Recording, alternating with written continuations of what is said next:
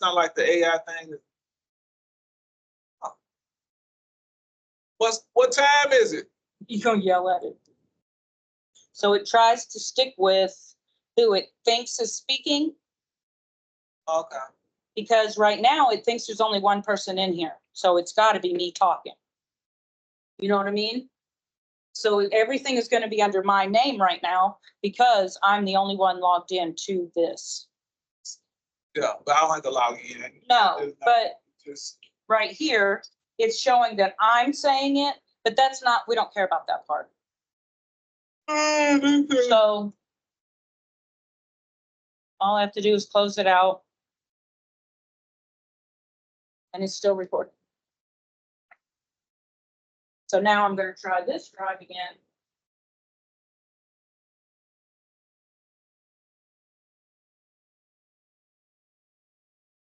they gonna help themselves.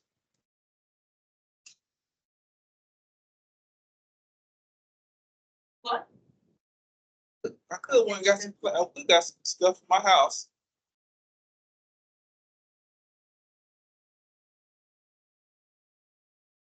Yeah, Now this is mine that I have for my printing. yeah, that's Oh, here's your scenario. there you go. And PowerPoint still.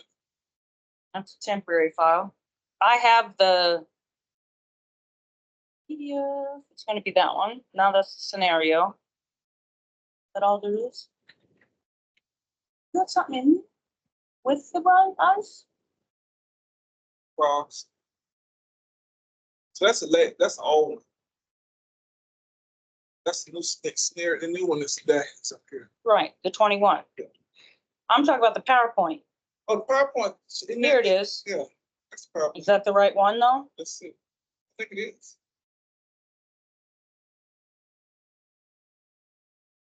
Oh no, it's the one at the bottom. Because that one is the one that.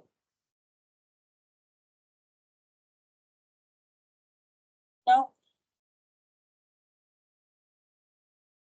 See, I did these as PDFs and I couldn't get the PDFs to print.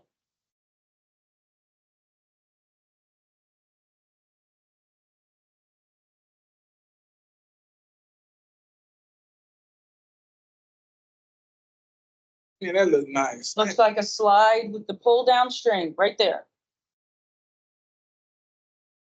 That looks amazing. Doesn't it?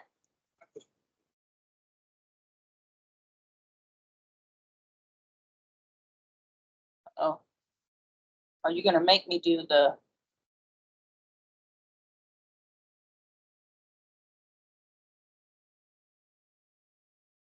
Oh, it does it different. Okay.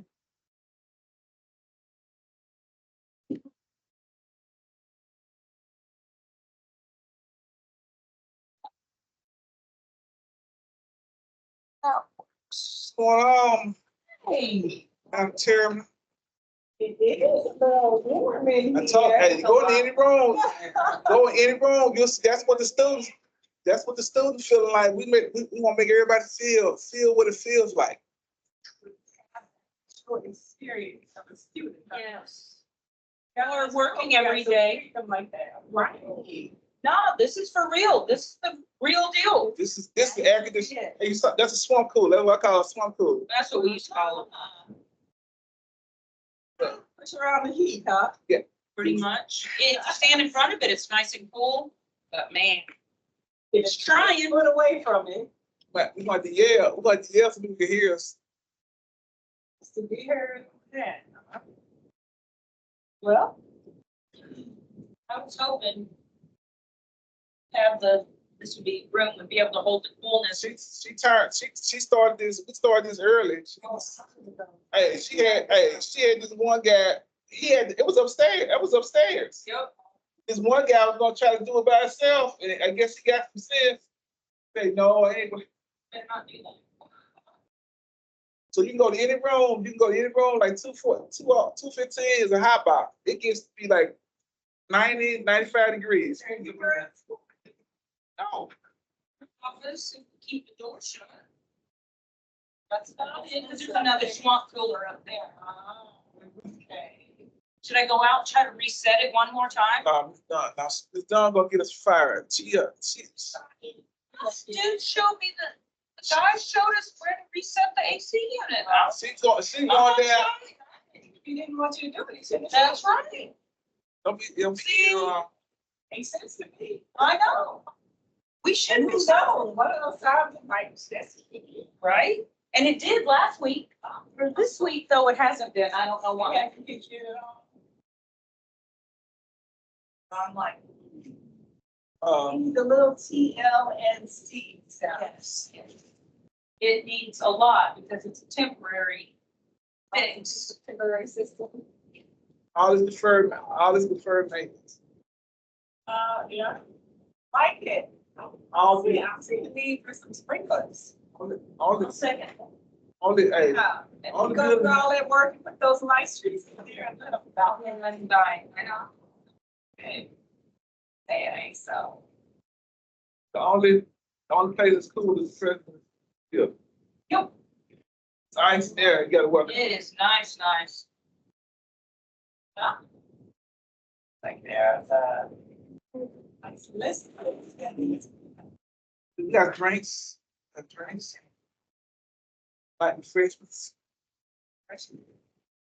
Lovely. Chips. Get them out now. Set up. Won't get anything out too early. Right. Exactly. But this one was set up different. I got here yesterday. I'm scared the college student workers. They were here laying down. I didn't expect to go, I ain't off. I said, do it. The sign on the door says student Oh, lounge. no, they working. Lounging. Yeah, but they were on the clock. They on the clock. On the clock lounging, it's a little different. Different. A little different when you're on the clock.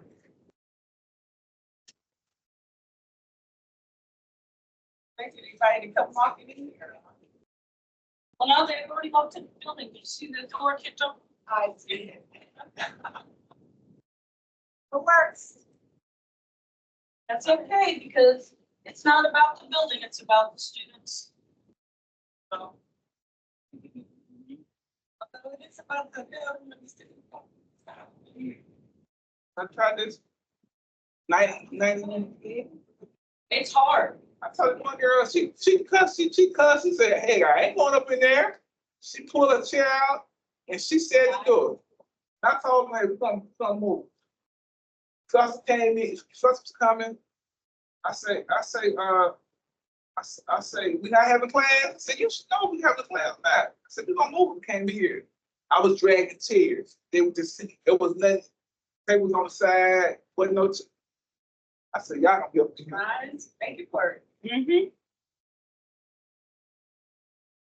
Good thing. And that's why Dawn doesn't have any problems going over and flipping a breaker on the outside of the building. Yes, the wheel. Yes, I know the way. Because if I was never shown the way, I'd never taken it. You said that. So how we gonna know if somebody's pinging? Are we gonna get a You ping? gonna look out the window? No, I ain't talking about that. I'm talking about online. Well, why don't you log in again, try to click it again on your computer and see if it'll make a sound. Waiting room is there. He said, well, yeah, he set this one up. Oh, okay. I'm going to bed. Hey, I got him off sync. The compliment. Just, You got plans for the summer? Me? we're gonna be here. We're taking your time. Gotta take some time. We'll go camping, take the camper. Go on to my place. Kelly's desperate to go fishing. I'll be fishing. Is she a catch and release? Yes, it's catch and release. I'll let you I know. want to catch and eat. Hey, We only caught Nate twice, I think, in 20 years. look around. So, sir, It says, we'll let people Who let people in the building, be going your way?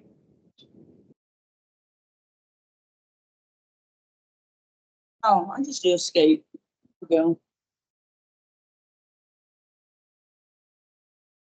You don't have to work after Oh, hours. here you are. Look, Okay. but we definitely need to,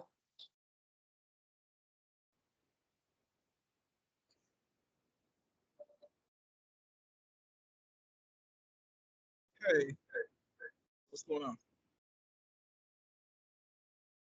you're gonna wanna mute yourself, because that's where the feedback comes. My computer confused. I think it is confusing.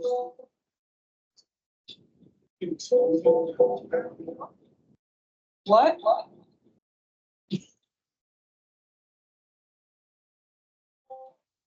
It's that one person calling. That's you. It's a part of the testing system.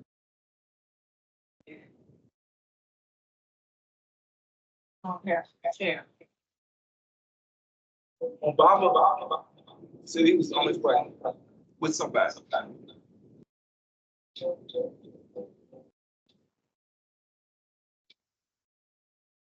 You did.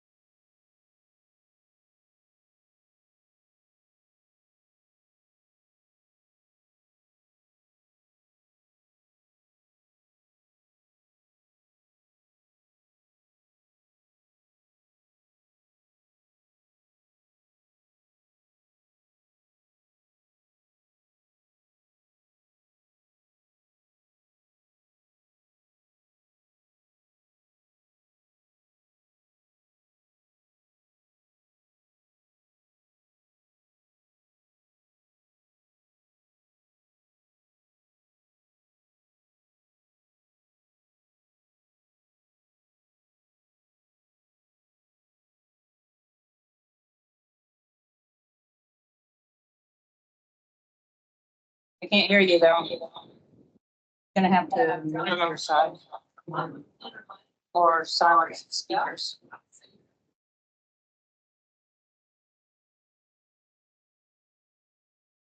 Can everybody see us?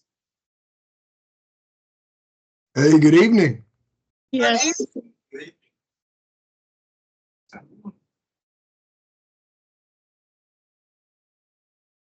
Go ahead, I'm showing up.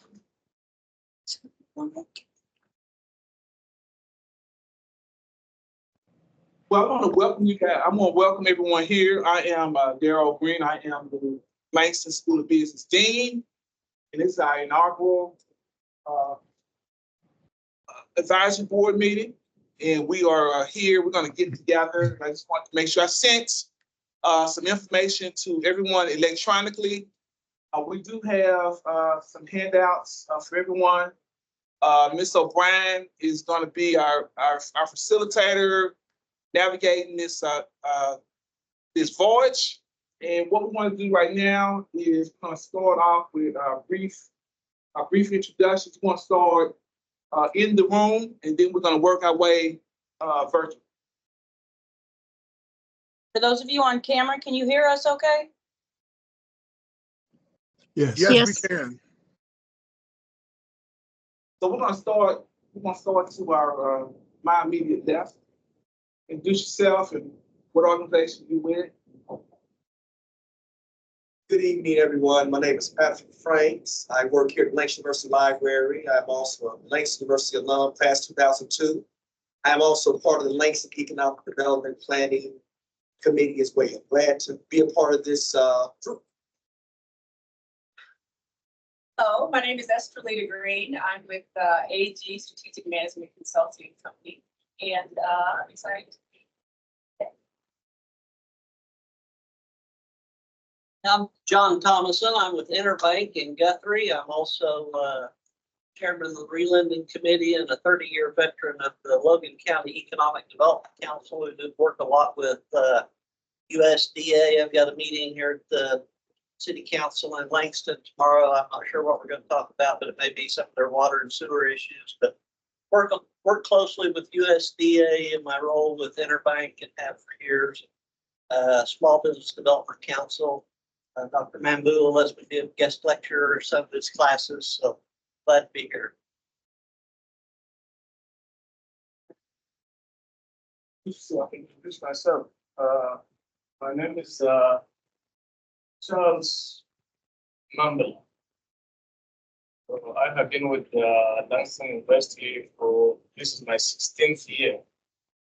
So one of my players is to work with communities, community development. So the first day I came to Langston, the first place I went was Singapore. We started doing work with Langston Economic Development Committee. Did work with projects, did some writing some plans. Students developed programs, projects for the city, for the town, and how to build and develop local areas, Coil, Meridian, and the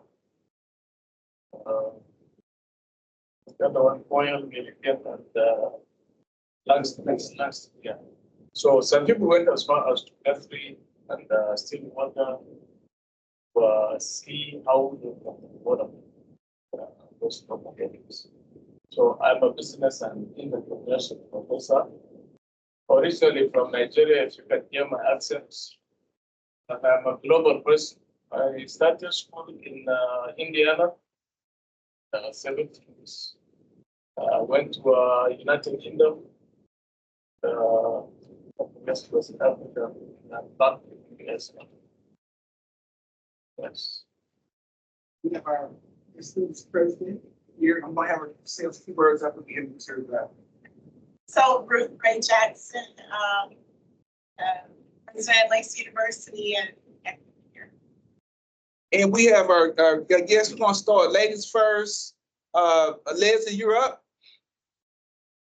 Hi, everybody. I'm Leslie Cusick. I'm with Restoration Services in Oak Ridge, Tennessee, and my background is in I help the Department of Energy transfer property for economic development purposes. And I guess my strong suit now is community engagement. And I'm really thrilled to be a part of this organization. We have Mr. Trimble. Good evening, everyone. This is Josh L. Trimble. I have the pleasure of serving as a minister, philanthropist, businessman, and I also serve as Chief of Foundation Management for Bethany Children's Health Center, which is our nation's largest freestanding pediatric rehabilitation hospital. And just like many of you, I'm a child of God. Okay, we have alumni Dr. Jonathan Solomon. Good evening, everybody. My name is Jonathan Solomon. I'm Langston University alum class of 2012 through the School of Business. So excited to be here.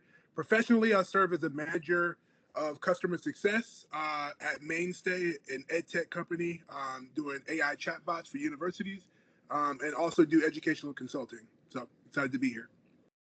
We have Ms. Erica Johnson. That's on the line. Erica, do you hear me?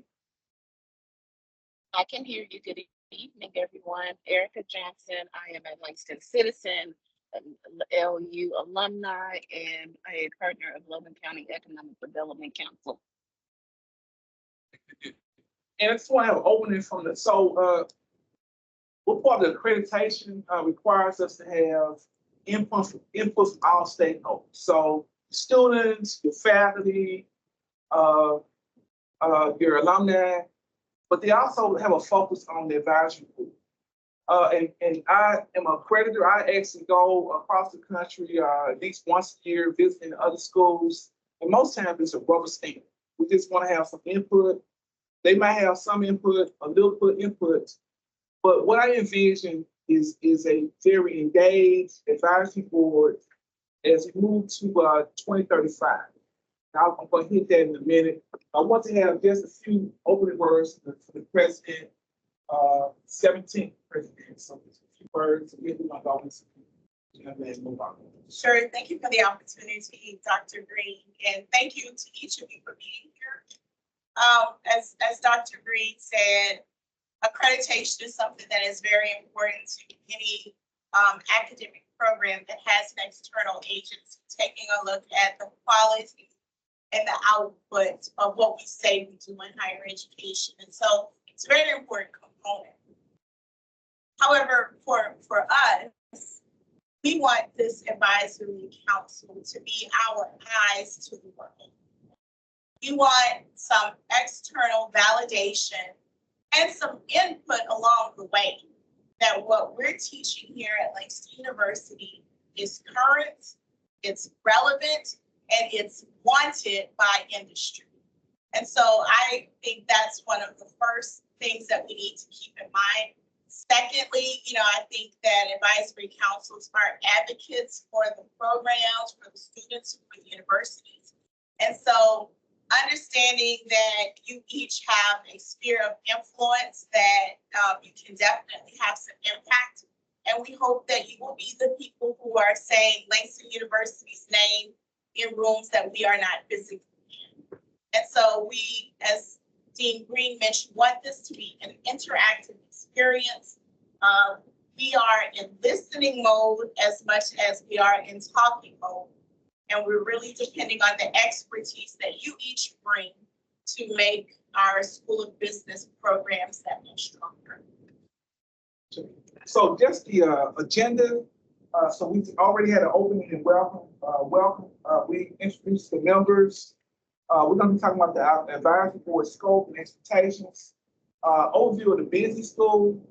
Looking at challenges and opportunities and scheduling for future business here with the school.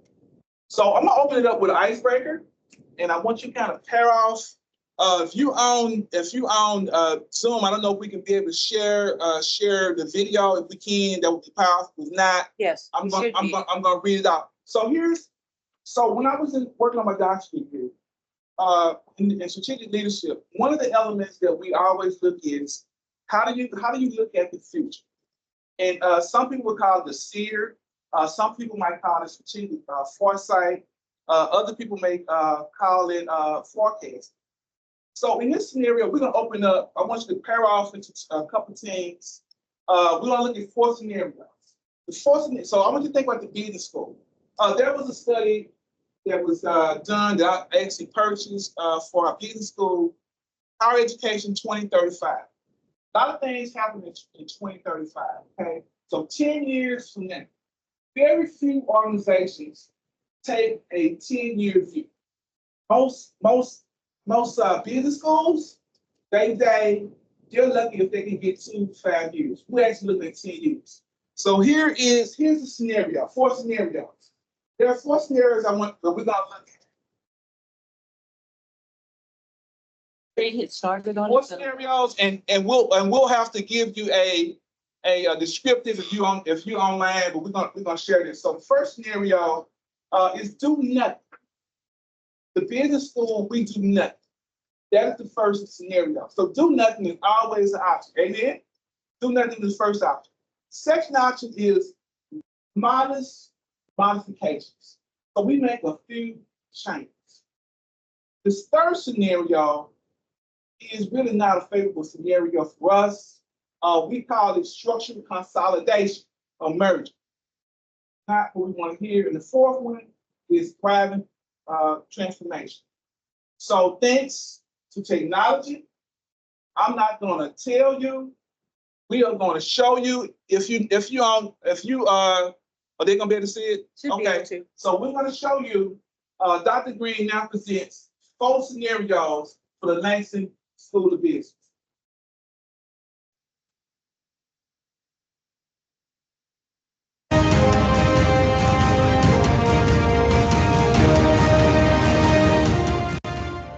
Welcome to the future of Langston School of Business. As we journey towards 2035, let us explore 4 paths our institution could take. Each scenario, crafted from today's decisions, unfolds a unique vision of what lies ahead, illustrating the profound impact of our choices made today. Scenario number 1, status quo stagnation, continuity conundrum.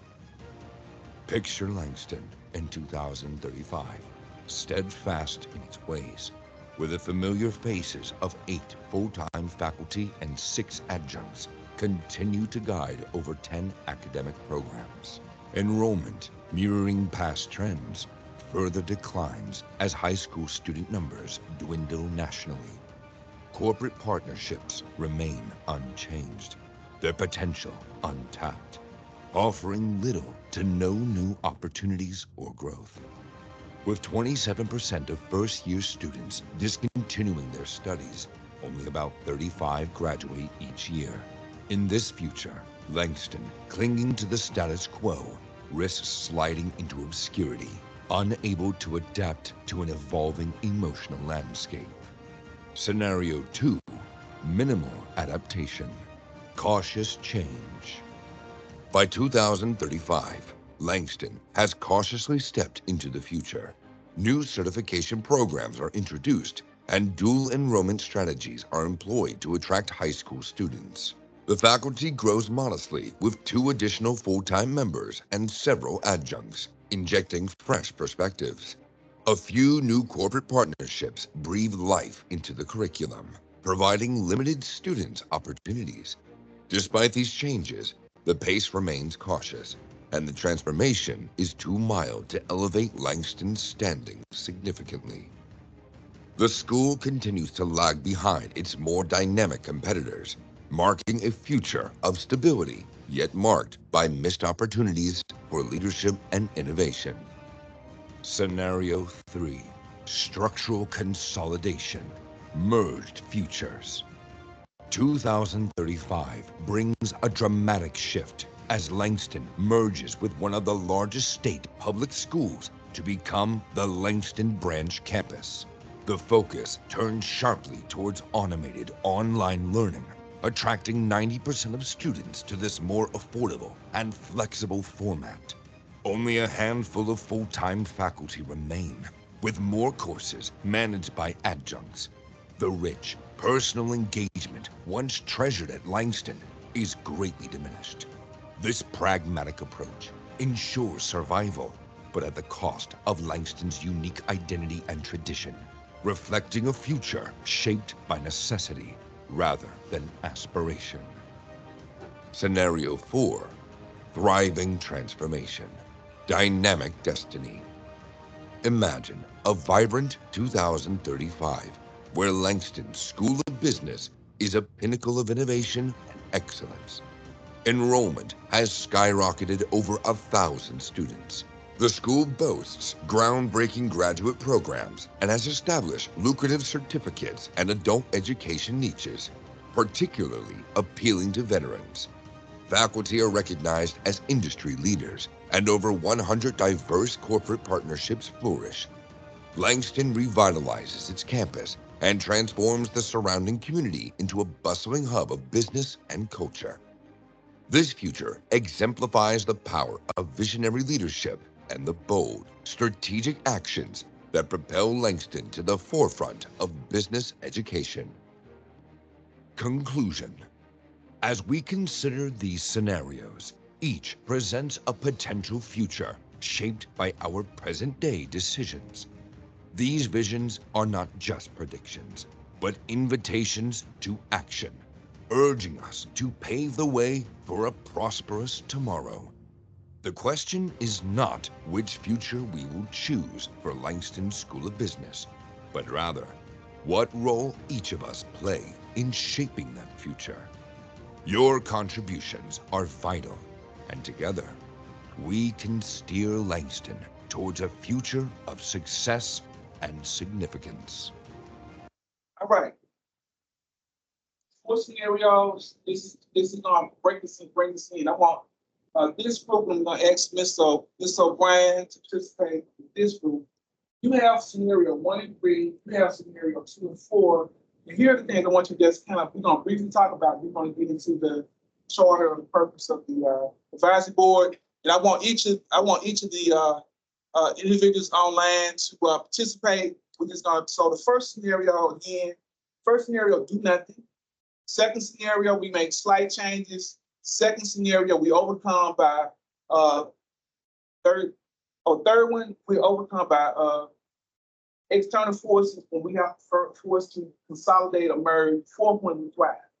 So this team has 1 and 3. This team has 2 and 4. Here's the thing when asked, what are the critical risks associated with your scenario, and how can you mitigate it?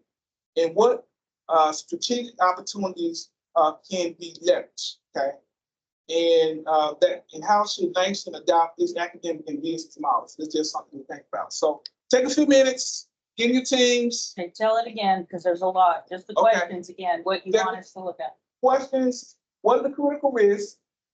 How do you mitigate them? How can we leverage those opportunities? And is there anything that we might want to modify? So if we get to that, I don't know if we're gonna get to that, but what are the risks? How can we mitigate it? And what are some competitive leverages that we can occupy? 3 things. Okay, get in your teams. I want you online to again. I'm gonna go with those. First scenario is status quo stagnation. The second one is minimum adaptation. The third one is structural consolidation, and the third one is thriving transformation. So we're gonna let you guys chime in. Take just 3 to 5 minutes, and we're gonna move into our discussion.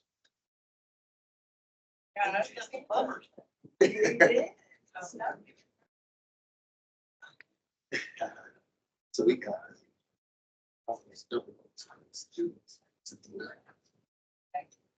Risk to that. Fall behind. that actually rains.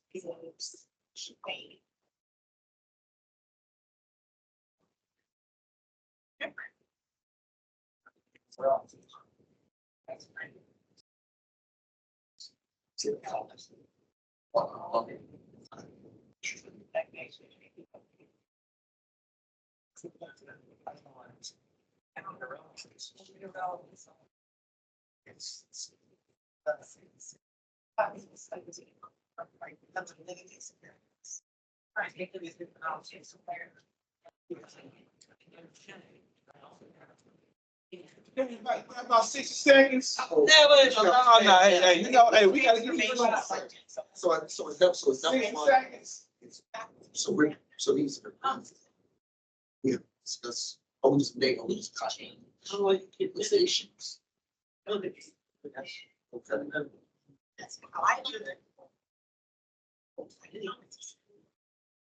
Yeah, that's something like there. Yeah.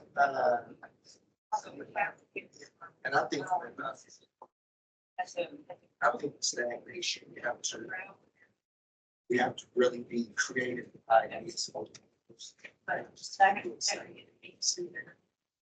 To me, what can be innovative for different courses, schools, business. 30 seconds, 30 seconds. Make sure you got both scenarios done. And we wait for your input, because we know you got the brain trust, right? But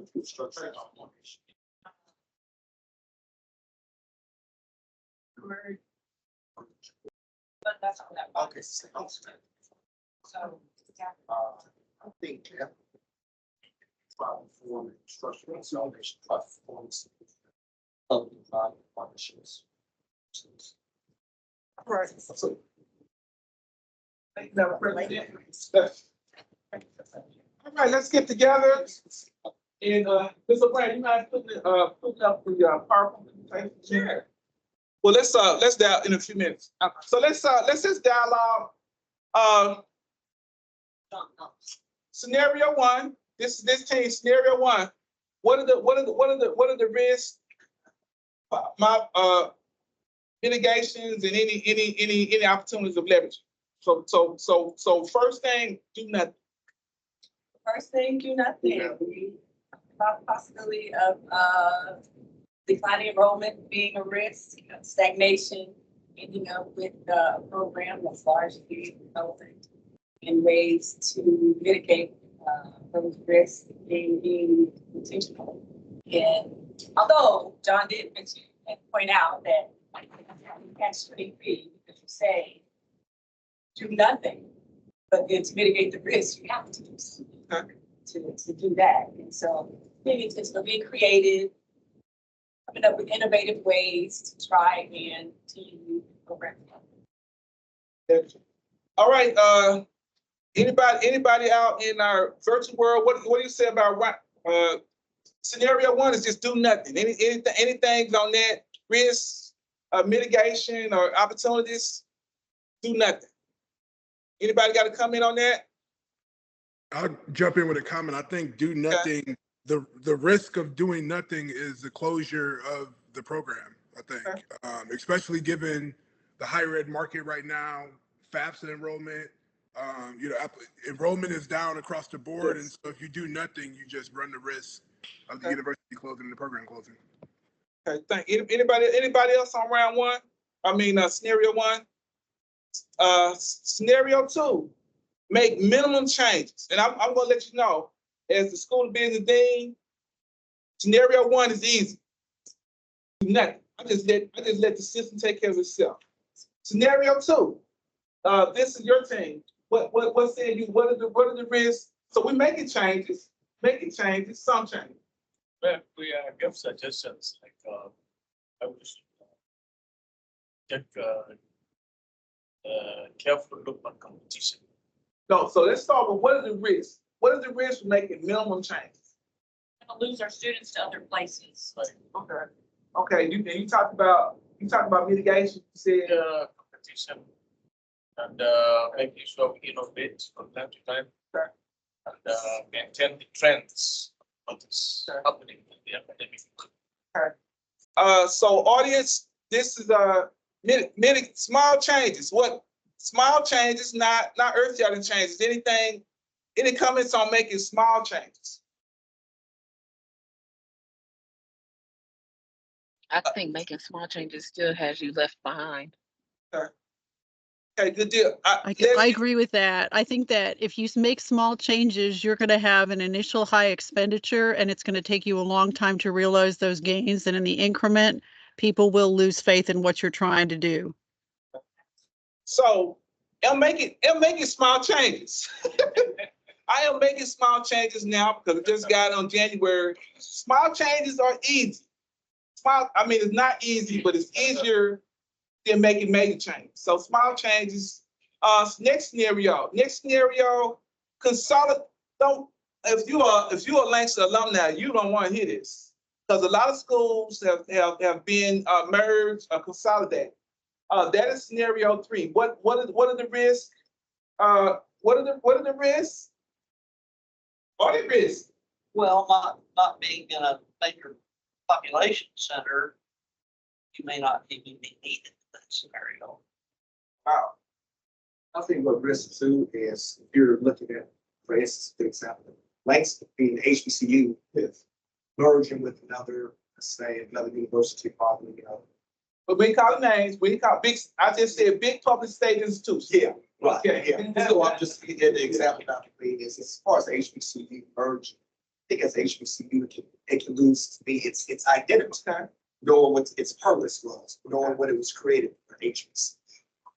To me, I like the verses to kind of stay separate, but I know in mergers have happened. But that's kind of what I'm looking at. But for the state, Yeah. very efficient. It's low cost. Everybody's taking. Man, you already have a course. You take $300 or $20. You can take a 3-credit course. Yeah. So it's what say you virtual audience? What do you say? Scenario 3. If you're alumni, you don't want to hear that. Yeah, at definitely all. don't want to hear that as an alum. I'll say one other thing that I'll point out is that these large state institutions do not do well what Langston does well.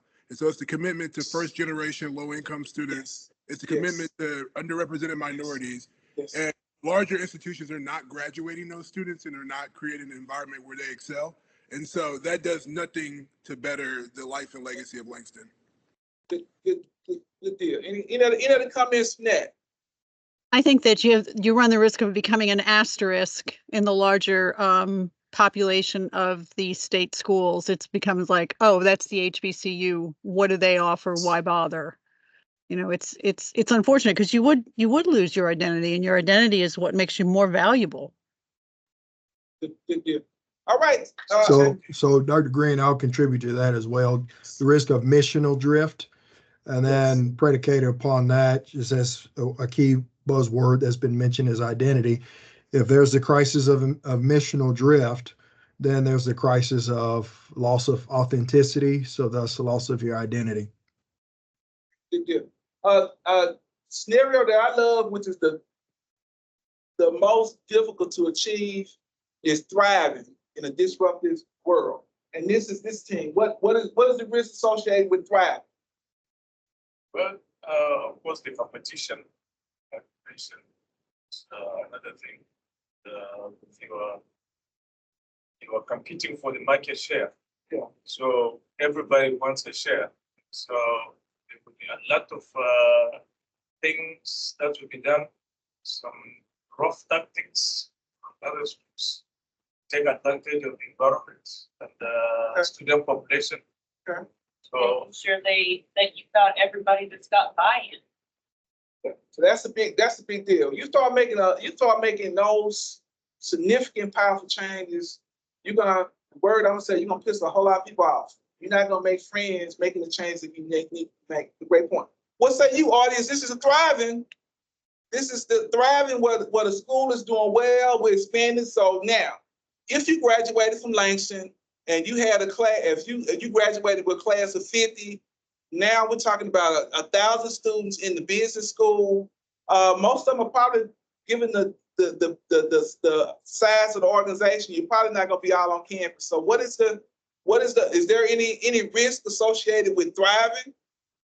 Based on that definition, one of the risks is the lack of personal connection between students and their professors and administrators, however the overalignment and underalignment of those relationships are. So Ms. O'Brien asked the PowerPoint presentation. So here's a challenge that I'm challenging this advisory committee, and Ms. Estelita Green, she is going to be the chair, lending her eyes to this. Is that I want the advisory board to be like, if we're in a war, we're in a battle, we're on a fort, and that you are on the tower, you can see things that we don't see. So actually, basically, I'm saying, go to 2035 and work your way backwards. What infrastructure steps do we need to make as an organization in order to thrive? It's very difficult. So let's go into the PowerPoint presentation, and I'm going to try to walk through that. One of those. There we go. There we go. And we're going to go through it. I got a lot of slides, so go next. And anyone else online can, okay, there it is. Never mind. You see it? So go next. We Yes. talked about the dynamic destiny. That is what I'm looking for. We use all this technology. Go forward. So this is what we're going to cover. Go forward. We've already done the introduction. So here's the purpose of the charter. It's really to help guide us.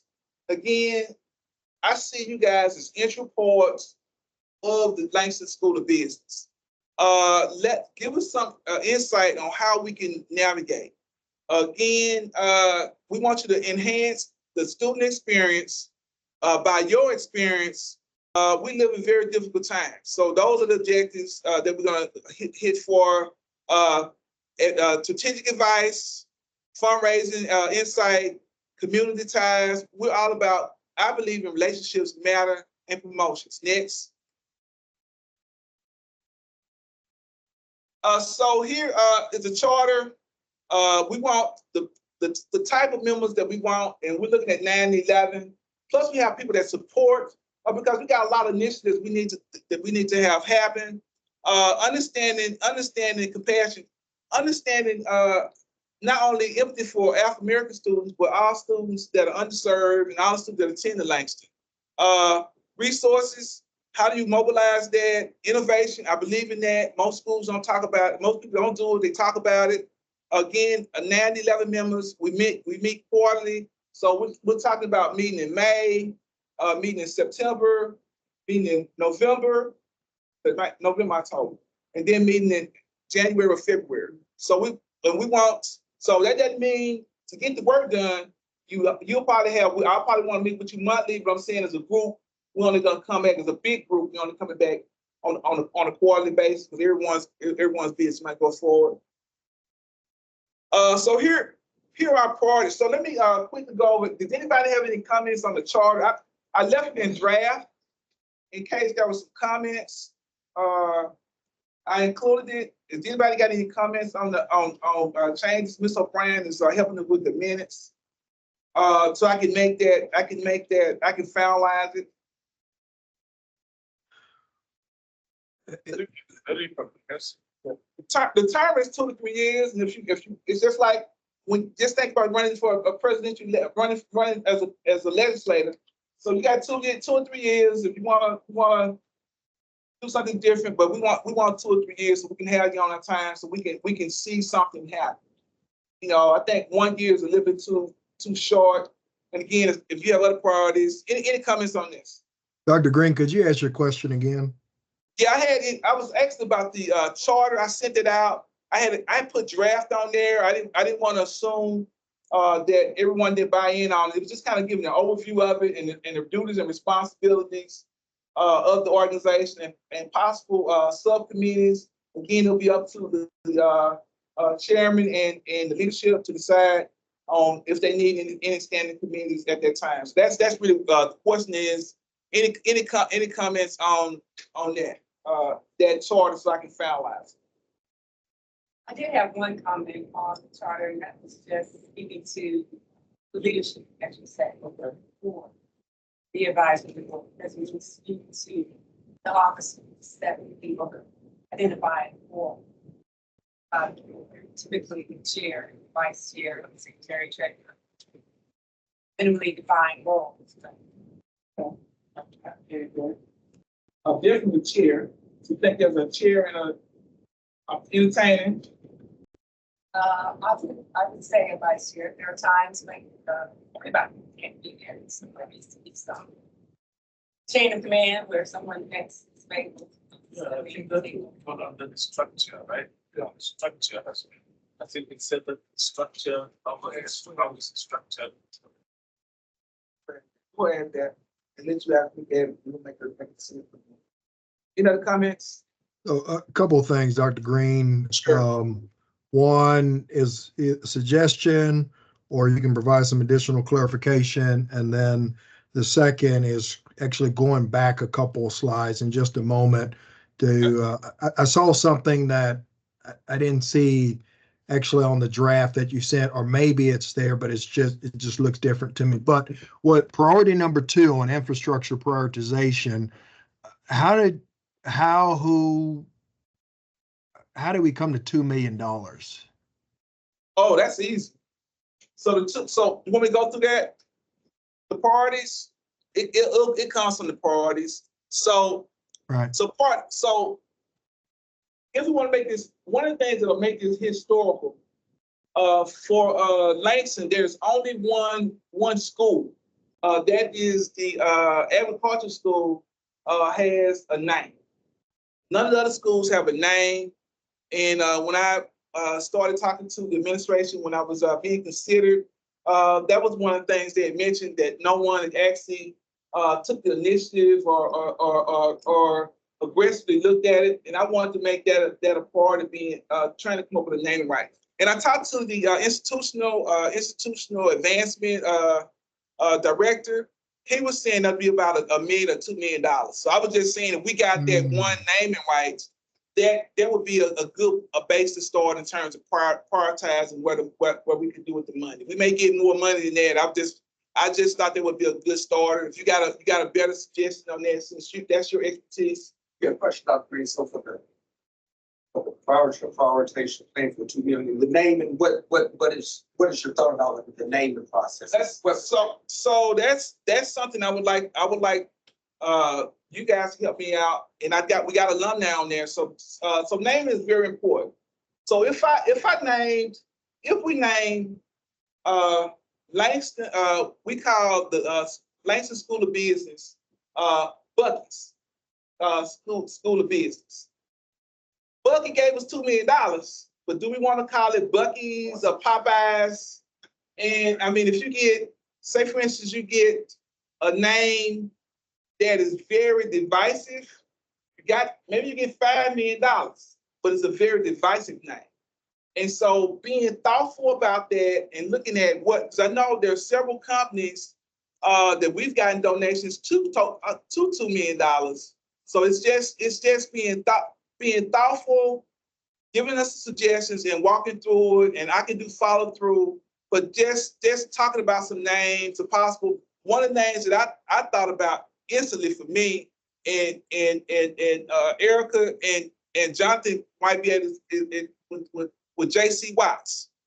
In our area, very well respected in all Republicans and Democrats, and he was an OU great, but I just don't know how it would play out with Langston, with the Langston school, with the Langston community. And I don't know if J.C. Watts or even a party or organization be willing to put up that money for him. So I was just thinking I think it'll be a good name. But I'm just saying, I would like for the committee to help work through that so that we get through it. I mean, talking to the president, that we do a filter among the advisory board to give us, and again, we have people that's on that are alumni giving us feedback. So when we go somewhere, we don't be looking like trash, and that we're not, we get slammed down because we didn't think through it. So I don't want to just come up. I was going to arbitrarily go and do that myself, but I just think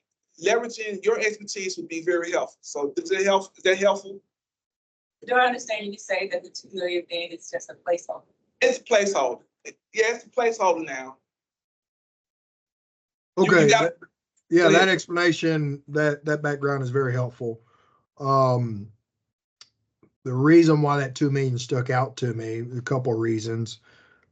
You know me, right? And so we can raise $2 million, right?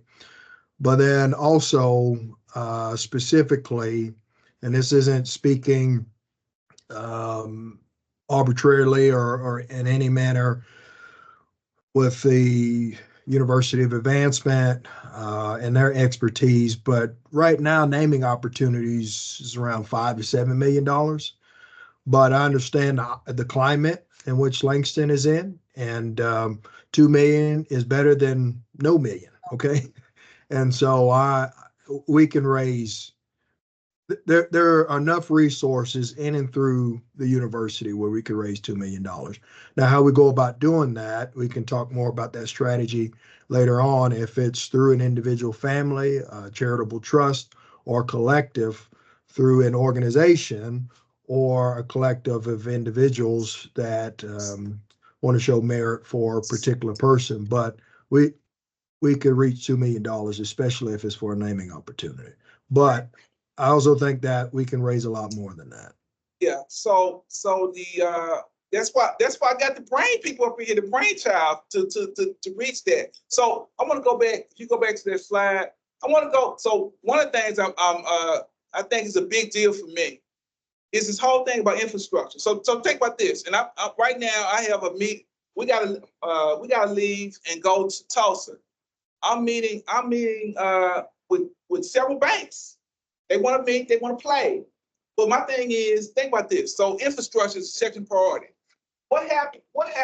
So I wanted as many people as possible to be here on campus, to be hot like me and sweat, because we have infrastructure issues. And like my students in the fall, I'm worried because when they come back, their classrooms are gonna be 80 and 90 degrees. And this is not just our building, it's the buildings all through there. We have major infrastructure issues. And so if a company says, you know what, we're gonna give you $2 million for computers. We want you to have a cybersecurity, it would really mess us up because we aren't built like that. We don't have the infrastructure, we don't have the IT people. And so that's what I'm saying. I want to be strategic about if we get this money, what is strategically we're going to do with it. That's why I'm going to try to share with you as much as possible about that. So the other priority is course offerings. And I learned, so I think right now there's really a big opportunity for Langston in terms of micro-credentialing and certificates. But the unintended consequences is also there's a lot of risk, because a lot of companies do not know what it is, how to use it. And so I'm not this kind of dude. So right now it's going to be a race on having all these 9 to 10, 20 programs, but the enrollment is shrinking.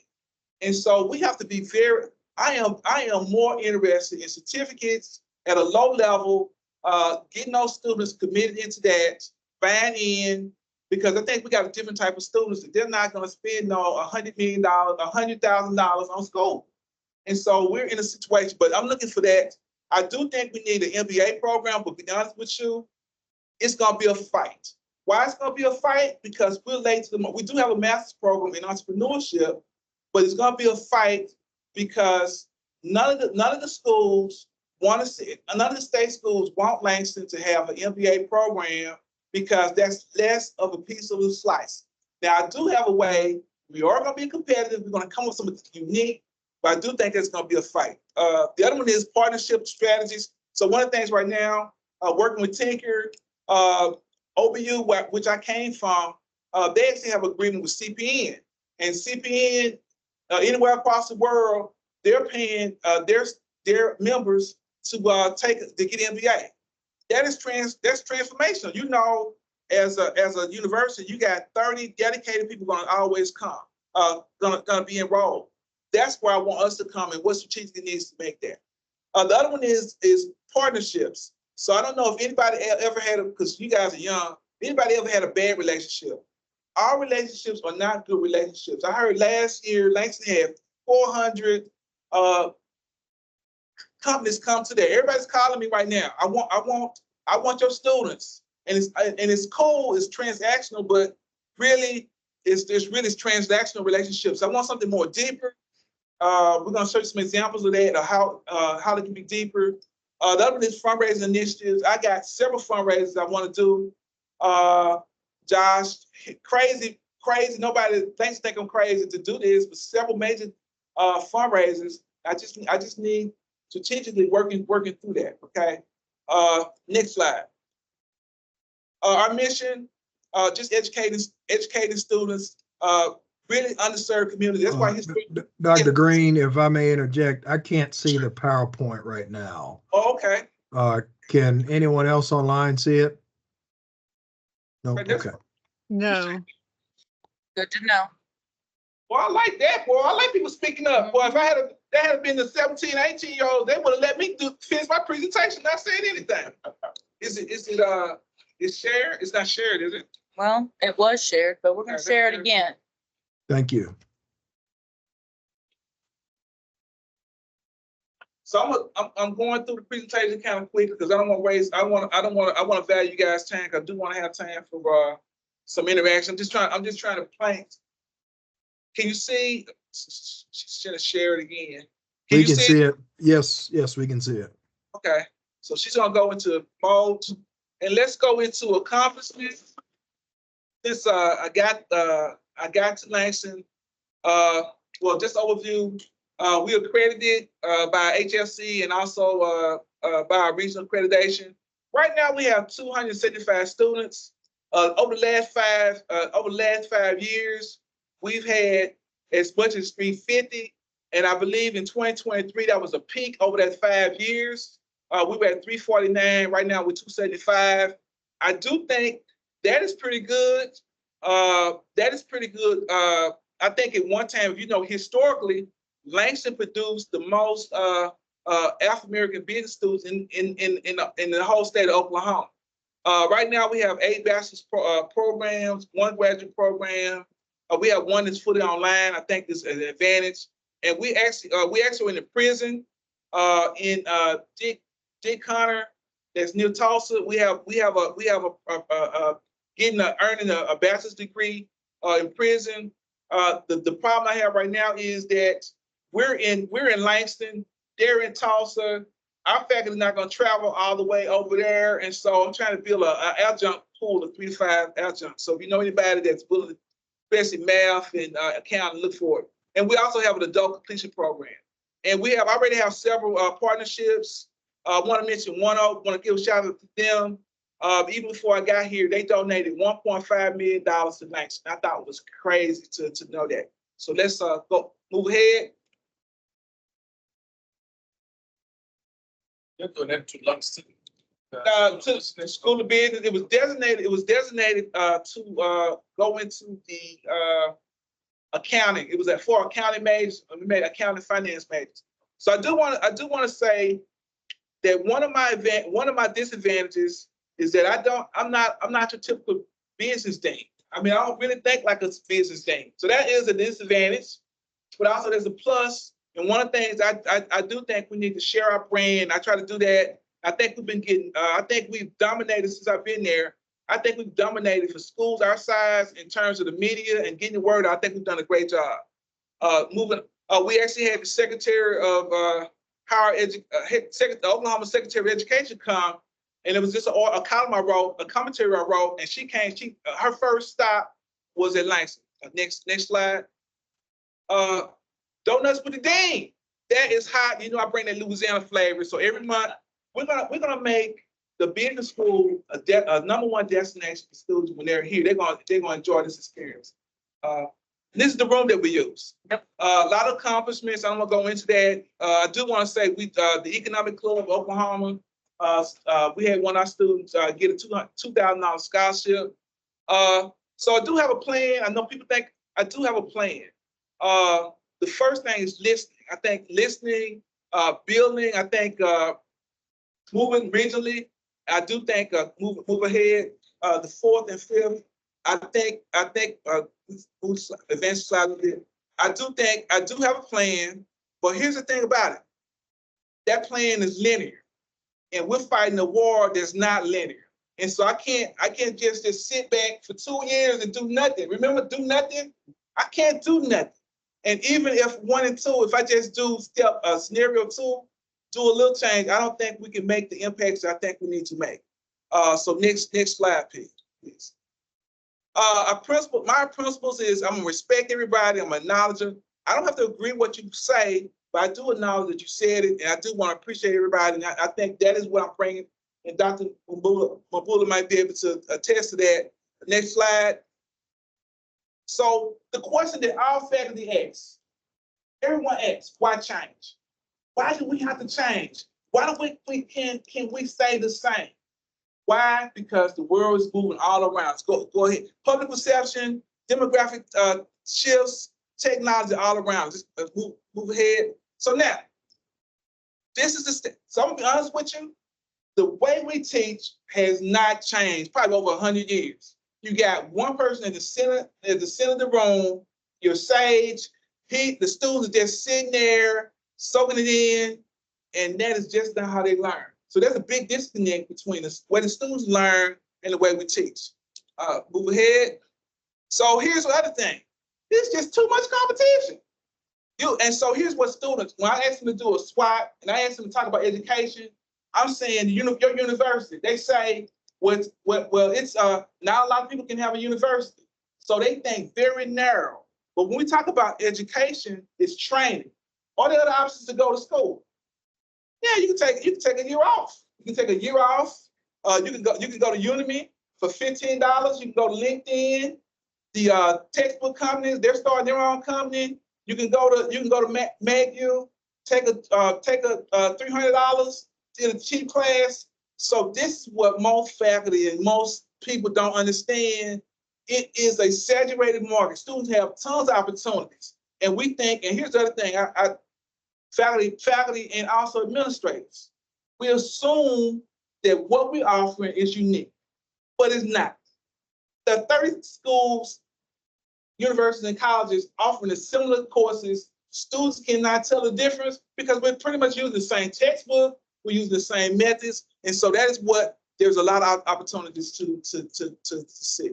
I would show this. This is the video that actually talks about China. They're actually using AI, and actually in the elementary schools, they actually have students that put sensors on them. They actually can do their feelings, and they're integrating all AI and technology. They're doing that right now, so they're ahead of us in terms of that. So if you had, I'll send that out.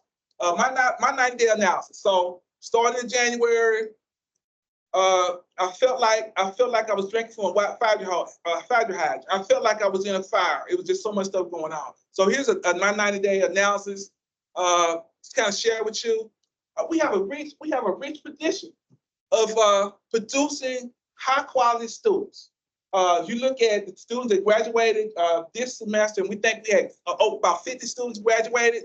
Most of your top leaders came out of the business school, so that is great. We have dedicated and qualified faculty and staff. I feel very honored. We got eight faculty full time. We have 6 adjuncts. We have Ms. Stanley, who's the admin assistant. And I am blessed to have Ms. O'Brien temporarily helping me hold the sticks together. A culture built on high touch approach. I think we have the basic ingredients of that. Student pop, I think the students, so think about this. That's the class that graduated. So the school has been without a dean for 2.5 years, a full-time dean. Think about this. The class the dean left in 2018.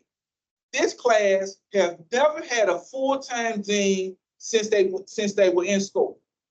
Some of the students said, I didn't even know that I have open door policy. Some of the students had never seen my office.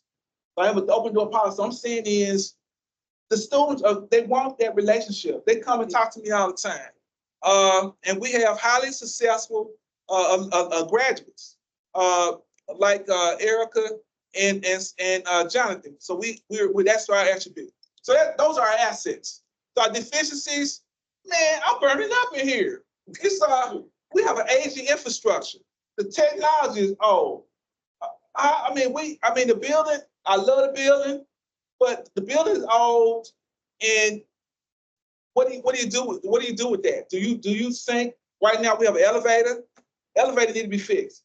Me and Ms. O'Brien, Climbing the stairs. Get 3 steps. We can exercise. The other thing is the capital investment for building a business school is not there. So if you think the state, this off the record, this according to me, is that the state are grappling with money, although they have a surplus, they're not willing to, again, public perception, they think money, the education overall is not the best value. There are other things put to K through 12. Also, first generation who are not prepared for academics. So we got to understand. I think I sent you guys the facts book. I think most of the students, the first generation students, I looked at the last 2023 statistics. I think they had a 3.0, but they got a 14 or 15 on ACT. That means that most times they're weak in math and weak in reading. Those are attributes that we need in business, okay? Dedicated staff with literacy and innovate. So now, my boy works, he works himself to death, you know, working, they say you are working, but you're not really getting compensated. But so it's not really, I mean, if you're working less, I mean, you're working more for less, there's really no incentive to innovate, okay? And that's something to be thinking. It's not on them. Lack of new business programs, okay? I mentioned that. Business analytics, cybersecurity, sports management, a lot of courses. I mentioned about the first generation. So first generation, I want you to think about this. First generation, think about this. Last fall, Langston had over 800 freshmen. From the fall to the spring, 52% of them didn't come back. That is crazy. In the business school, 27%. So something is missing. And we're trying to evaluate that. I'm trying to do some things to build in the relationships. Unlike some schools, state schools might be the same, but when I was at OBU, when students came in as freshmen, they were assigned to a business professor that kind of showed them along. At Langston and other state schools, they go to an organization. They're fresh over 40 hours. They're in a different organization. They're kind of separated from the family. We're trying to change that with our relationships. Lack of effective financial need. So I mentioned this. You think about this. So financial needs over, I think 85% of students on financial aid. How does that impact that? So now, in enrollment, so in fall enrollment, all you need is $200. If you owe the university more than $200, you can't enroll in school. All right, think about this. When I came in the spring, we have about 1,900 students, okay, and a little less than 18 in our business school. But overall, and looking at the statistics, in the first several weeks, only 100 people registered. Financial need, only 100 students. You're talking about maybe 1,000 students, hundreds of students, and you only got 100. It's because financial need. And one of the things that we did at the business school, we gave retention scholarships in the spring to release some of the students so they could register and also graduate. Lack of effective recruitment.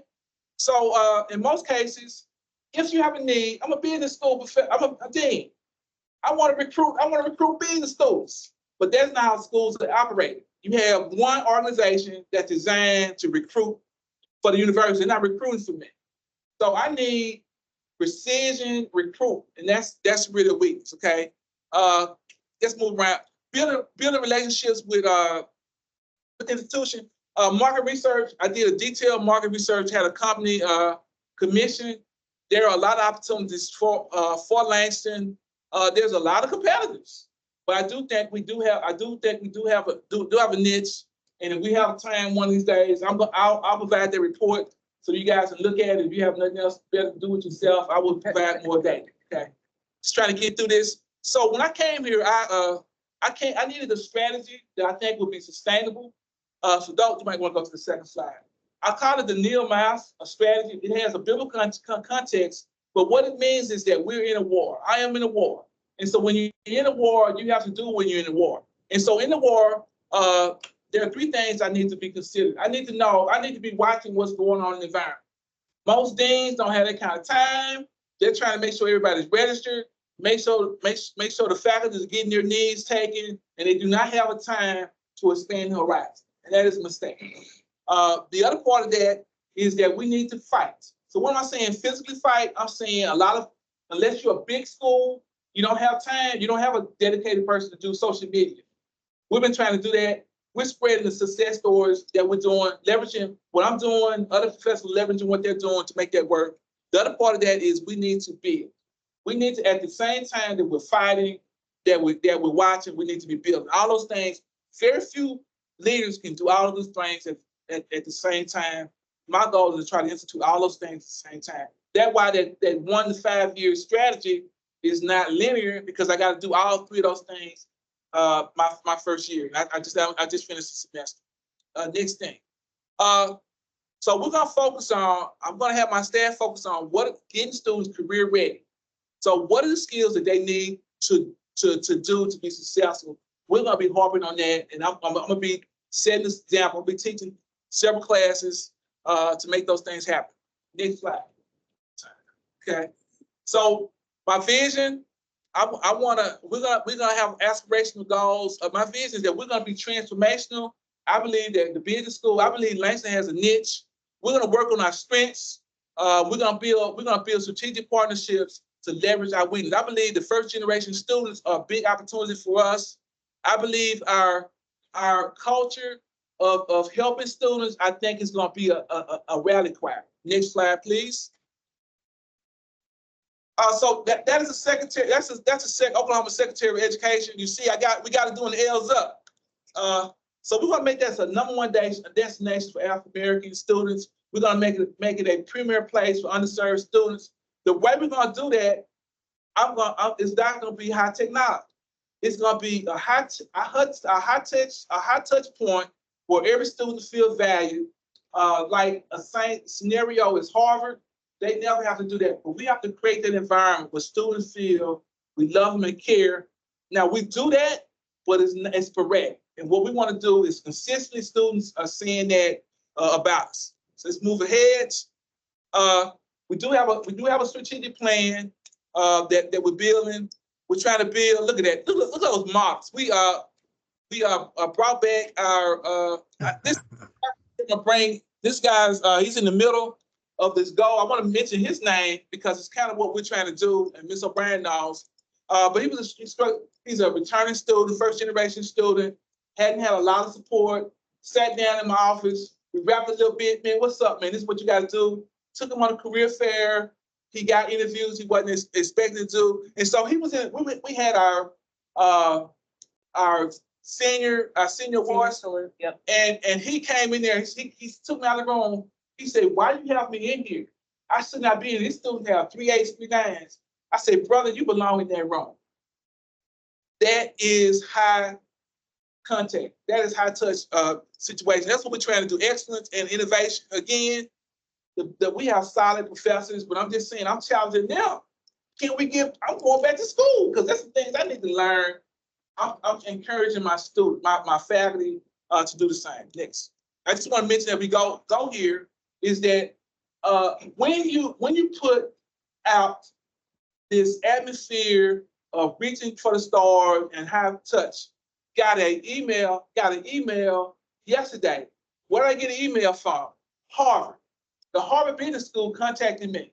They said, Dr. Green, we're working on a program in the summer, and we would like to invite 2 of your faculty, all expense paid, to come to Harvard to participate.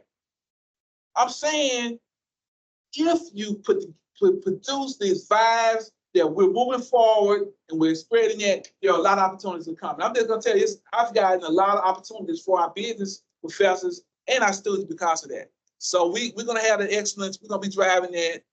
Moving on a little bit, keep going. I do have innovative ways. We need to. So one of the things, the universities are mostly state schools. Only look for that 17 to 18-year-old student. That demographic is going to change in 2025. It's going to be the peak, and then it's going to decline about 7%. Why? Because 2008, y'all know about that. Nobody was trying to make no babies in the recession. They weren't making any babies, and so we're going to in 2024 and 25. We're going to start seeing a decline of that age group. And everybody, so everyone's gonna be fighting for that 17, 18-year group. And I'm saying, I think we need to be more broader and more deep. And we're gonna be, at least at the business school, we're gonna be trying that approach. We're gonna go through it because a lot of, I'm just gonna show those just things we're doing, we're trying to do. Keep going. So what is, Sorry. oh no, here, what's going next? Okay, let's go back one. Maybe not. But let's don't worry about it. We're going to sleep. While academics are asleep, we're working. Okay, let's move forward. There are opportunities for us. Again, I did not know, I'll be honest with you. I read this book. I met this guy at a conference. He's a futurist, and I read this book. And half the stuff on there, I go to conference every year. Nobody's telling me these are the things that happen in the industry. Nobody told me that there's gonna be a G. I just got 5G, and they're talking about 6G. They're talking about Web 3. We're not preparing our students for what's coming ahead. And so that is some of the things I think is impactful. Again, looking at the jobs, we're not teaching where the jobs are gonna be. So let's go, keep going. So again, I'm challenging my faculty. Those days are waiting for my 1% or 5%. The state is not, I don't believe the state's gonna be giving you. I hadn't had a raise in 5 or 6 years. I was in a private school. And everywhere I go, nobody's getting a raise. And so we gotta figure out ways to expand, to engage. Not only yourself, you need to grow, but that is what I envision. That's what my research showed, that we're gonna have I need faculty that can do multiple things, not just one thing. And so moving ahead, that's a proposed organization, but I got another proposal that is a lot leaner than that. But I think those are areas, again, here's my new model, that we have to engage these students at every level. And so what am I saying? Alumni, I'm not asking you for money, but I'm asking you to come in the classroom. I'm asking you to be on Zoom. John does a good part of that. I'm asking for corporations to come into school, but I'm also asking to other things, like we're talking about having a corporate sponsor every month to talk about some career things like professional dress, food etiquette, because we're in a desert. After 6, 7 o'clock, there's no food. You can't eat here. And so we're going to create something special for our students with those partnerships. So those are all things we need. And I think that's it. Is that it? Okay, just another so I'm looking at high touch approach. Well, I say go to minimum text, concierge services. So students gonna want to come because they're gonna see we care, and we're gonna have the kind of attitude that tell them that we're available. And we want all the students. So if you are a non-business major, you're gonna come because maybe you consider taking a personal finance course. So what are the hurdles to getting this started? Lack of significant transformation leaders. There's not a lot of people talking like what I'm talking about. You know, if I had a lot of those in my organization, I need 1 or 2 of those. They're talking about let's move the stick. Disconnect between there's a disconnect. I wrote a commentary on this. There's a disconnect between corporations, what corporations want, and what schools are providing, and slow pace of new courses. So if I wanted to start a new course, think about this. And the president said they're doing better. But when I looked at the study, to go to the regions to get something approved, I heard there are actually 2 more layers. I only counted 1 layer, so forgive me. There are actually 2 layers to get approval. So I want to come up with a new cybersecurity. It's going to take me between 12 months to 18 months to get approved. Then for my accreditation board, it's going to take me 2 years to show that I had it, and then it's going to take me at least another 2 years or 4 years minimum that I have a graduating class before they give me accreditation. So I have all these things that are competing against me trying to put stuff advanced. So I was stunned that I can't move fast. Lack of incentives to innovate. Those are the things we're doing in the fall. Let's talk. So I'm just wanting, that's my little presentation. We will provide that digitally online. I'll give you the PowerPoint so you can look at that video. So if you will unshare the screen. So now I'm going to let Chairman Estrelita questions, general questions, and I'm gonna lean to her. So General questions about that's where the business school is at. Again, there are tons of challenges that would say I need to quit because it's unsurmountable. Again, I'm only talking about the school of business, and I'm gonna be honest with you.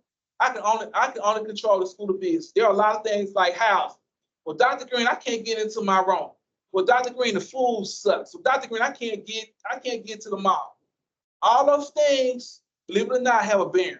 And in the fall, I will share with you, we just completed a faculty survey, which was positive. I was shocked. Student survey, which was positive. I was shocked. Matter of fact, faculty surveys, including that Johnson, was 64%. I was amazed. I said, thank you. I said, I was amazed. So we're gonna do alumni hopefully this summer and share that with you guys. So any questions on that? Again, it was just a quick snapshot of what the challenges are. We have made some achievements, but when you have a dean being gone almost 3 years, that's just a lot of, and the faculty has done a good job in that, and we had an interim Dr. Whitaker did an amazing job, but there's just a lot of holes, a lot of catch up we got to do, and I don't have a whole lot of time because the world is changing, and I gotta move. So comments? I do want to say that I Yes. was very impressed with this presentation of your PowerPoint and just seeing what you wanted to do. And I try to do what you do when you're making it work. You're kind of pushing the envelope to accept these things forward. As an alum, I'm very proud to see this. One of the things that you said with students who may not be business majors take courses. I was a DJ major. So I remember my former dean saying, you all need to take some marketing. So I took a principles of marketing class under Dr. Hamilton. And that really helped me learn about marketing as a journalist and kind of tied in public relations. I took some PR classes. But it was very impressive just to see your vision of what you're wanting to do. I was really pleased with your vision. So I really appreciate it. And one of the things is, I don't believe in silos because the more relations, the more ways I can help you in the library and help Langston, town of Langston, my influence grows. And so building these alliances that are deep, that's a compare. We're gonna dominate because we're not doing solo. I don't believe that Langston School of Business can move in the future silo. And so I do appreciate that. Any others? A couple of comments from me in addition to job well done, putting together a very thorough presentation. Point of clarification in regards to I believe it was 42% of students that didn't matriculate or re-enroll, and then the 27% of specifically the College of Business students who didn't matriculate. Were there exit interviews that took place? Because I know you're big on capturing their input, right? So what they have to say. So I'm just the help, man. I just came in January. I'm not responsible for everything. No, I'm just kidding. No, so they're trying to figure it out. There's a committee trying to figure it out. So one of the things I do focus groups. I meet with students and trying to figure out. I believe part of that is going back to the financial need that they just can't. So we make assumptions though. We know other schools, $30,000-$40,000 a year. Langston in school, I saw the statistics was $6,000 for in-state, $14,000 a year for out-of-state, and they're gonna raise tuition. Students are mad, but it's still one of the cheapest schools in the university. But our students, 80% of them are financial needs. So the reason I would say that in the spring we were trying to give out scholarships to help them out. We were giving students $1,000, but they owe the university $4,000. So they're in a big financial hole, and so they may not come back because they got to figure out how to pay for their school, and it's a big issue. I do want to say. Go ahead, sir. No, I was just wanting to speak about working up here, or Dr. Marmulis knows since we've been up here. She's done at the same time I have. Is the lack of students leaving Because when students leave or about to leave, they come to the library with their exit sheets. Students have come saying that a lot of times, like I said, not to bring money, or it's just trying to, their financial need of, they're in one semester and then the next semester, not going to be as well. They can't come back like you were saying. And we're losing so many students that way. It's like, I'm sorry, these students are coming over here with their exit sheets. I'm like, you just got here, just can't finish. And they haven't, and the school hadn't even started yet. And they're out here, school would start like in August, they out like September. And they constantly coming over, and that turnover rate has been something that, like you said, that doesn't be addressed. So you think about this, I can give you an anecdote. I'm anecdote, first generation. So I was talking to the student that I mentioned that I was working with, that I was trying to encourage him. He came to the senior. I sat down with him. I was just saying the high touch. I sat down with him. He did not know. He had been in and out of school 4 or 5 years. He did not know every time that you leave school and come back, you're on a different catalog. He said nobody told him that. And I told him, I said, do you know? He said, well, I'm bringing in, I got three courses that are C's, and he's trying to up his grade. I said, brother, I say C's don't move the needle, A's move the needle. He said no one told him that. And I'm just saying there's a level of understanding that's very deep. And a lot of the students we have McKay scholars, we have students with the 4.0s, the outstanding students, but I'm saying that's not the mass of the students that we have to serve. We're serving students that maybe no one would take them, or maybe they would not give them opportunity. And maybe Langston, in 5 years or 6 years, they finally got it together. They got to stop going to the clubs. Although they're here, I don't know them clubs go to, but they finally got it together, and it became a productive citizen. But no one's going to take that kind of student. And I think we serve a purpose, but at the same time, in terms of, if you just look at the analytics, that's why you can't compare us to a research school or even a different school, because we're carrying students that are in and out of school, and they didn't start on a good note, and we're carrying it. Maybe take them 6 years to graduate, and that hurts our statistics. So, Josh, any other questions on that? Still on that topic, I understand students facing financial hardships. Were there exit interviews that took place? Because, some students will just transfer. Do we know how many decided to re-enroll at a different institution? Do we have that information? That I don't know, Josh. I do know what you were speaking about, Dr. Green, was students, students leaving, not leaving, I'm sorry. Langston has always have taken those students with low GPAs, give them opportunity. That was one of the things that our former president, late President, Dr. Ernest Holloway, did when he was president. He wanted everyone to get opportunity. Some of those, and that's one thing with Langston, is where you could get in at that time. Still now, that started about 40 some years ago, where students could get in, but it's keeping those students here with, keeping them in to make sure they can meet those requirements, keep that GPA up. So, and that's one good thing about Langston, they give students the opportunity, but you got to make sure those students that come here with low GPA, they got to be committed too. So it's kind of, a little drawback to it's good and it's bad in a way to a certain extent. So I want to speak to that as well, because I know from students that I've dealt with having students as work studies. So when a student leaves and they still owe a bill, so they'll go home for Christmas and still have a bill. And a lot of them plan on trying to work for the month and a half during Christmas to get that bill paid off. So I'll tell you honestly, no, they didn't do an exit interview because they didn't know they weren't coming back.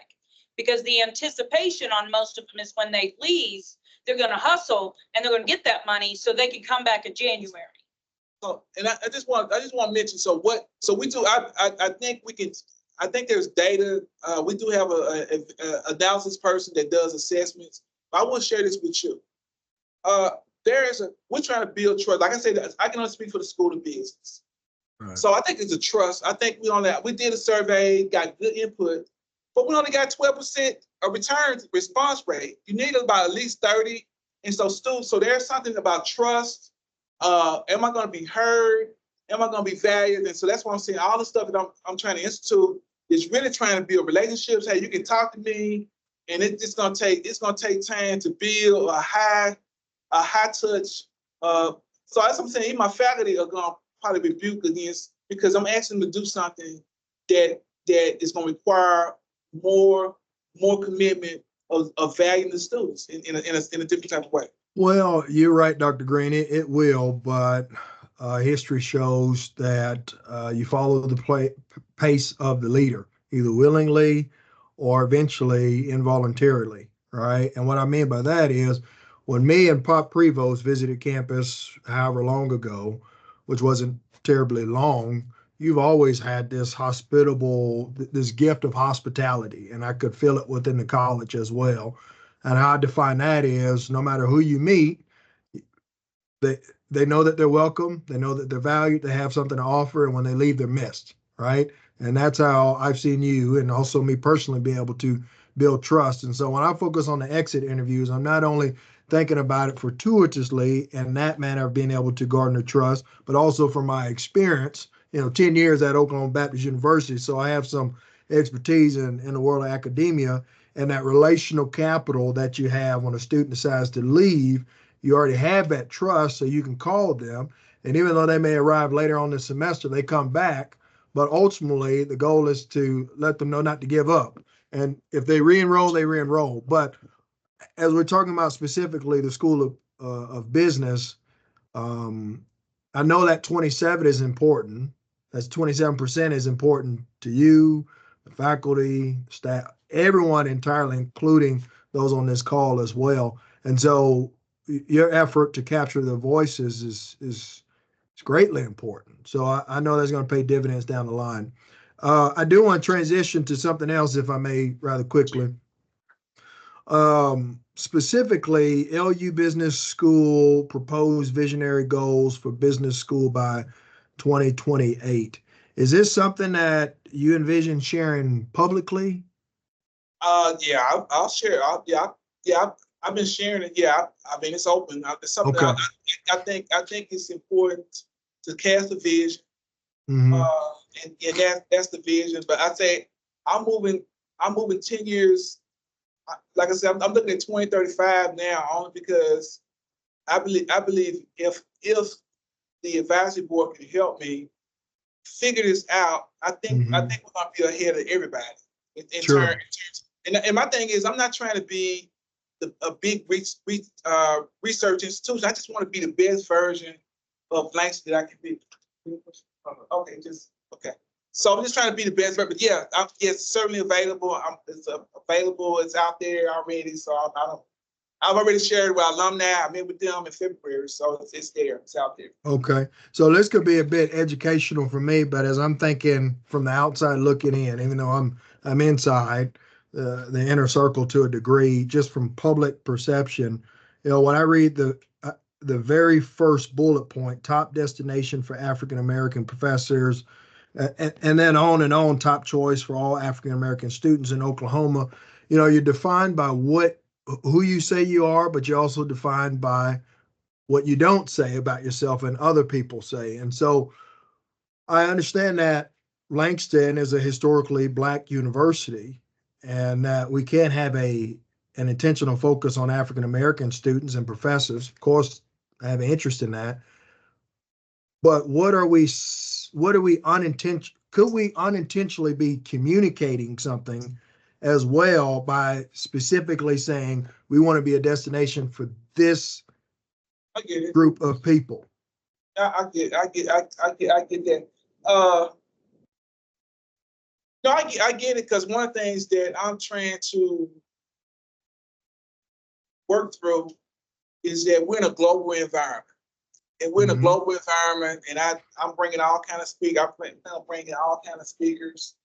It's just the historical roots, and that's why I put the underserved individuals.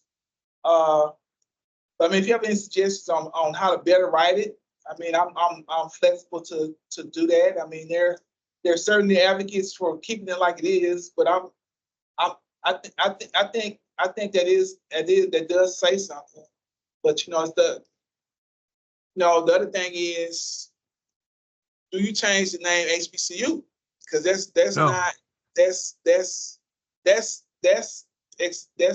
has a certain type of group, and so that's why I have to balance that. Right, right. I would say HBCU speaks for itself, right? And we can work through So we can- the thought of this, but does anyone else on the advisory committee have something they'd like to say in regards to that topic? I think what you had said, Josh, was true. Being Langston, being originated as an HBCU, we have become diverse, I would say, the last 50, 60 years with all different races coming here. That's a good point you brought out. And I know what you were doing, Dr. Green, the history of what the HBCU is, but what he's saying, we're diversified. And that's kind of how Langston's been doing, even when I was a student here.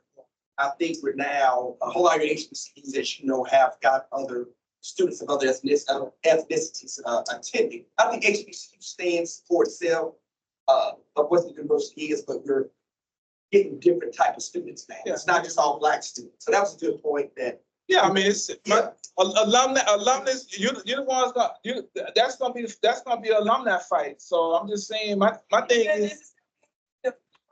I have a comment on this. Yeah, go How ahead. about that? Go ahead.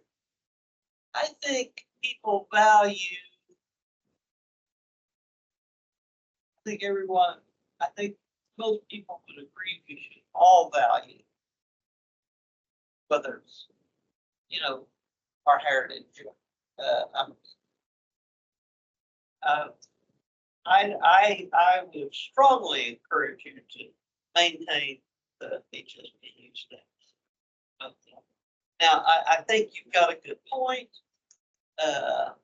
You might be careful how you market that in a focused manner at times, but I see that as a strength that I wouldn't back away. Yeah, can I speak to that? Yeah. So to that point, that's why I asked originally, is this something that is shared and planned to be shared publicly? Because if that's a strategic goal that we focus on internally, right, based on the numbers, let's do that. But then overall with the public perception, what is that communicating subliminally? So again, it's the delicate balance of interest versus truth. And sometimes people develop their own truth and it's so far from it. And so you know what I operate in. And public perception sometimes is individual's reality. So I'm done with that. But please, anyone else? It's also, I think it's both. The truth of it is simply the truth of it. It is an HBCU, has always been, and the idea of changing that name is not really being true to the culture have been. But it's just, to me, a question of massaging how you present that information.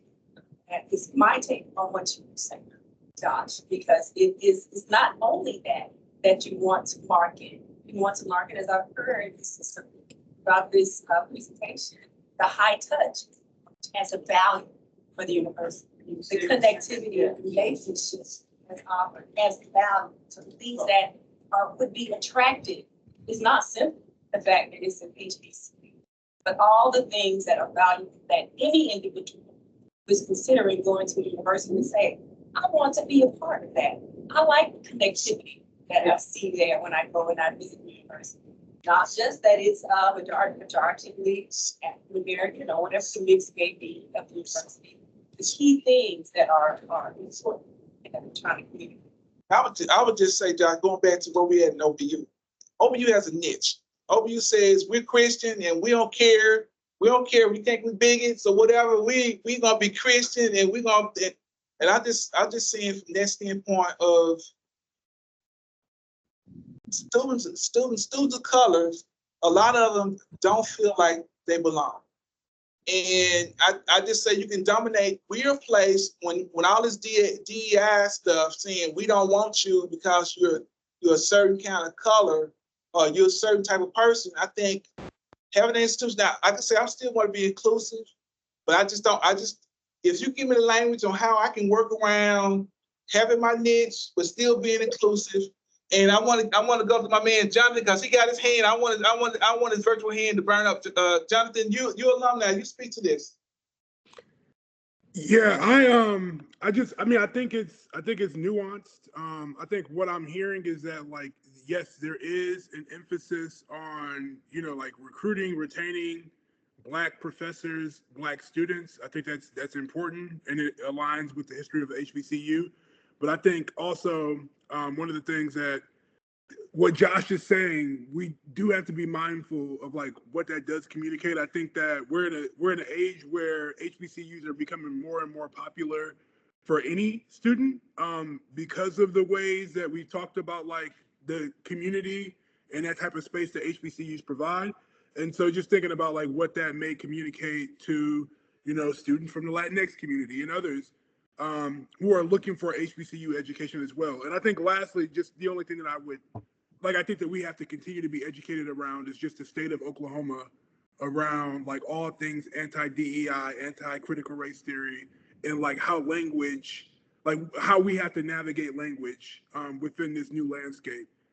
So I think that's something to be mindful of as we publish things, how the state and how, like, representatives and politicians may run with those things and use it to fight against what we're doing, which at the end of the day, we are, like, working to advance, like, black folks. So, like I said, everybody give me the language. My heart intent, because you know where I am. I think we need to recruit everybody. Just saying, if everybody give me the language, I'll rework it. It's not. I don't have to say it. I mean, I could just do it. I mean, that's going to be an impedance. So I want to bring a lot of people to the table, regardless of where they're at, maintaining the HBCU distinction.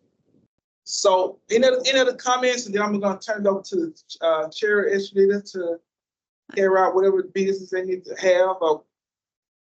I was thinking, this is Leslie. I was thinking that as I listened to this, the word that was just used was nuanced. And I think that that's really a good word because, first of all, you are a university. Yes. By definition, that means something. And if you can use the university and then show with photographs, show with evidence, show with degrees, show with faces, what that university looks like, it will become clear that people want to be a part of that high touch. I've never heard that term used before, but that's what you do. You can see by the way the students react to you and come to you and the different things you've done to engage them and the enthusiasm that you have and all the information you presented. That's such a positive message that I would, and I don't think I need to say this to you, but I would discourage anybody from being intimidated by the HBCU label. You're a university first and you have a quality offering. So I appreciate it, but I want to piggyback on what Josh said, because I went to Rose last week. I went to Rose to just hang around and meet some people. I had a veteran. I said, thank you for your service. He was showing me around, and he was telling me that he didn't like business because he liked math. That's a different story about people. But he did say, I said, man, you ought to come hang out. You ought to come with all of you. He said, you ought to come to Langston. He said, man, he did this. He said, I don't have the right kind of skin color. So, I mean, he was, and I said, man, come on, man. We're just as versus as OU, OSU. Come on. I was just joking. But I do think that is there. And I do think when people see, I was talking to a Hispanic young lady trying to recruit her. She didn't feel comfortable because she thought she was going to be the only Hispanic there. But we got quite a few Hispanics on campus. So I do think words matter. And if that's something I need to do something with, like I said, anybody want to help me with the language? I don't have any problems. I'm not diverse to it. I'm just looking at where we were historically and trying to make a niche given this disruptive world we are. So I'm not on it, have any ownership with that. The vision is still there. So No, I definitely understand what you're saying, and I think most people sometimes they go on other sites to do the research for themselves. It's like, sometimes they hear others, their minds already made up, instead of saying, well, let me just go on the Langston's website and kind of look. 'Cause if you look go on their website, they have like first pictures of all the different programs and all the different ethnic students who attended here. So sometimes people just kind of have a closed mind, not read. But I see what you're saying. I think that what Josh saying is so important that, like you said in your vision, we got to move forward. And I like what you're doing is the vision of laying out the school business to do. It's like a company. If you're just gonna be just from point A from 5 years, okay, but after 5 years, what are you gonna do? You gotta grow, look at your competition, you gotta innovate. So, but I think a whole lot of people hear things and they just say, oh, they get their mind made up. They don't listen to family, they'll find out for themselves. And I know that from experience, people say, oh, Langston just ain't all blacks. That's not always true, but it's gotten better, and you can see from this enrollment. So you got a whole lot of closed-minded people too. And I'm saying, just in the Baptist and the Christian, we got a lot of division. Langston is no different than that. You got that. You got. I tried. I mean, you know my personality and where I stand, and you got a lot of people that you can only be a certain. You got to be on the side, and that's why I was talking about the getting to scenario 4 is very different. I can do 1 and 2.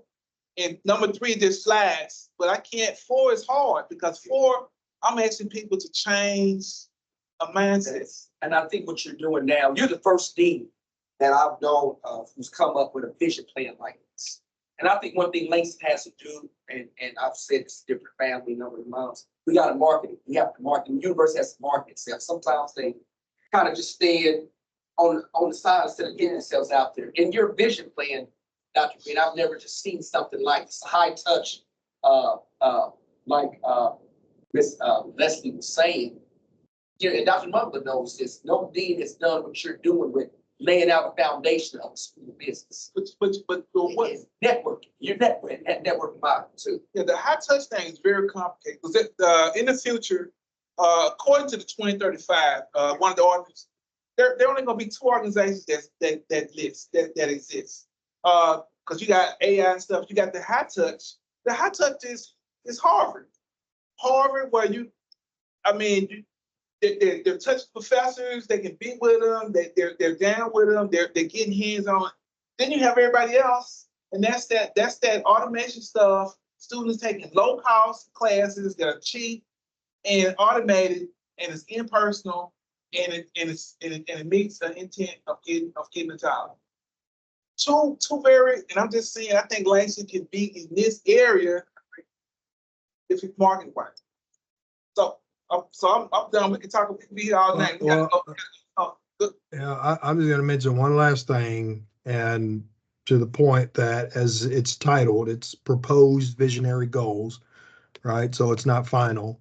But the comment that I made about the gift of hospitality, the fact that gentleman not only established a connection with you, but he also went as far as being vulnerable to say, Dr. Green, I'm not welcome because, in making that gesture in such a short window of time, again, great compliments is owed to you.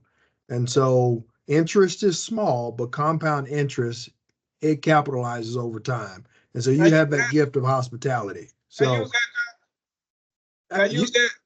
Yeah, absolutely. Got to pay tax on it. You got it. It's my gift to you, to the university. Okay. But it's just something to be really proud of for that gentleman to be able to share that. We've been here for a little while. We covered a lot of good information, excellent presentation, very thorough information, a lot that needs to be done. And I really appreciate everybody that's come out and participated in this discussion today, because that means that you can read to put your shoulder to the wheel and help to accomplish some of these goals and objectives. I don't know how much we're going to be able to get into that on tonight, because it's getting a little bit later into the evening, but I would really like to hear from each of you specifically what your comments and thoughts are on what you see today. what you heard today. You have a copy of the charter, draft charter, and I'd like for us to go through that and make sure that we can get it to the point where it's no longer draft, that we have a functioning document that we can operate according to. I don't believe that you all are on Zoom, were able to get the package that we received here. But I can pull it up The on the screen, share it on the screen. Correct. Oh, is that going to be sent to them digitally as well? Yeah, They should already, do they have that one? they probably don't have all the numbers. You don't have all of those.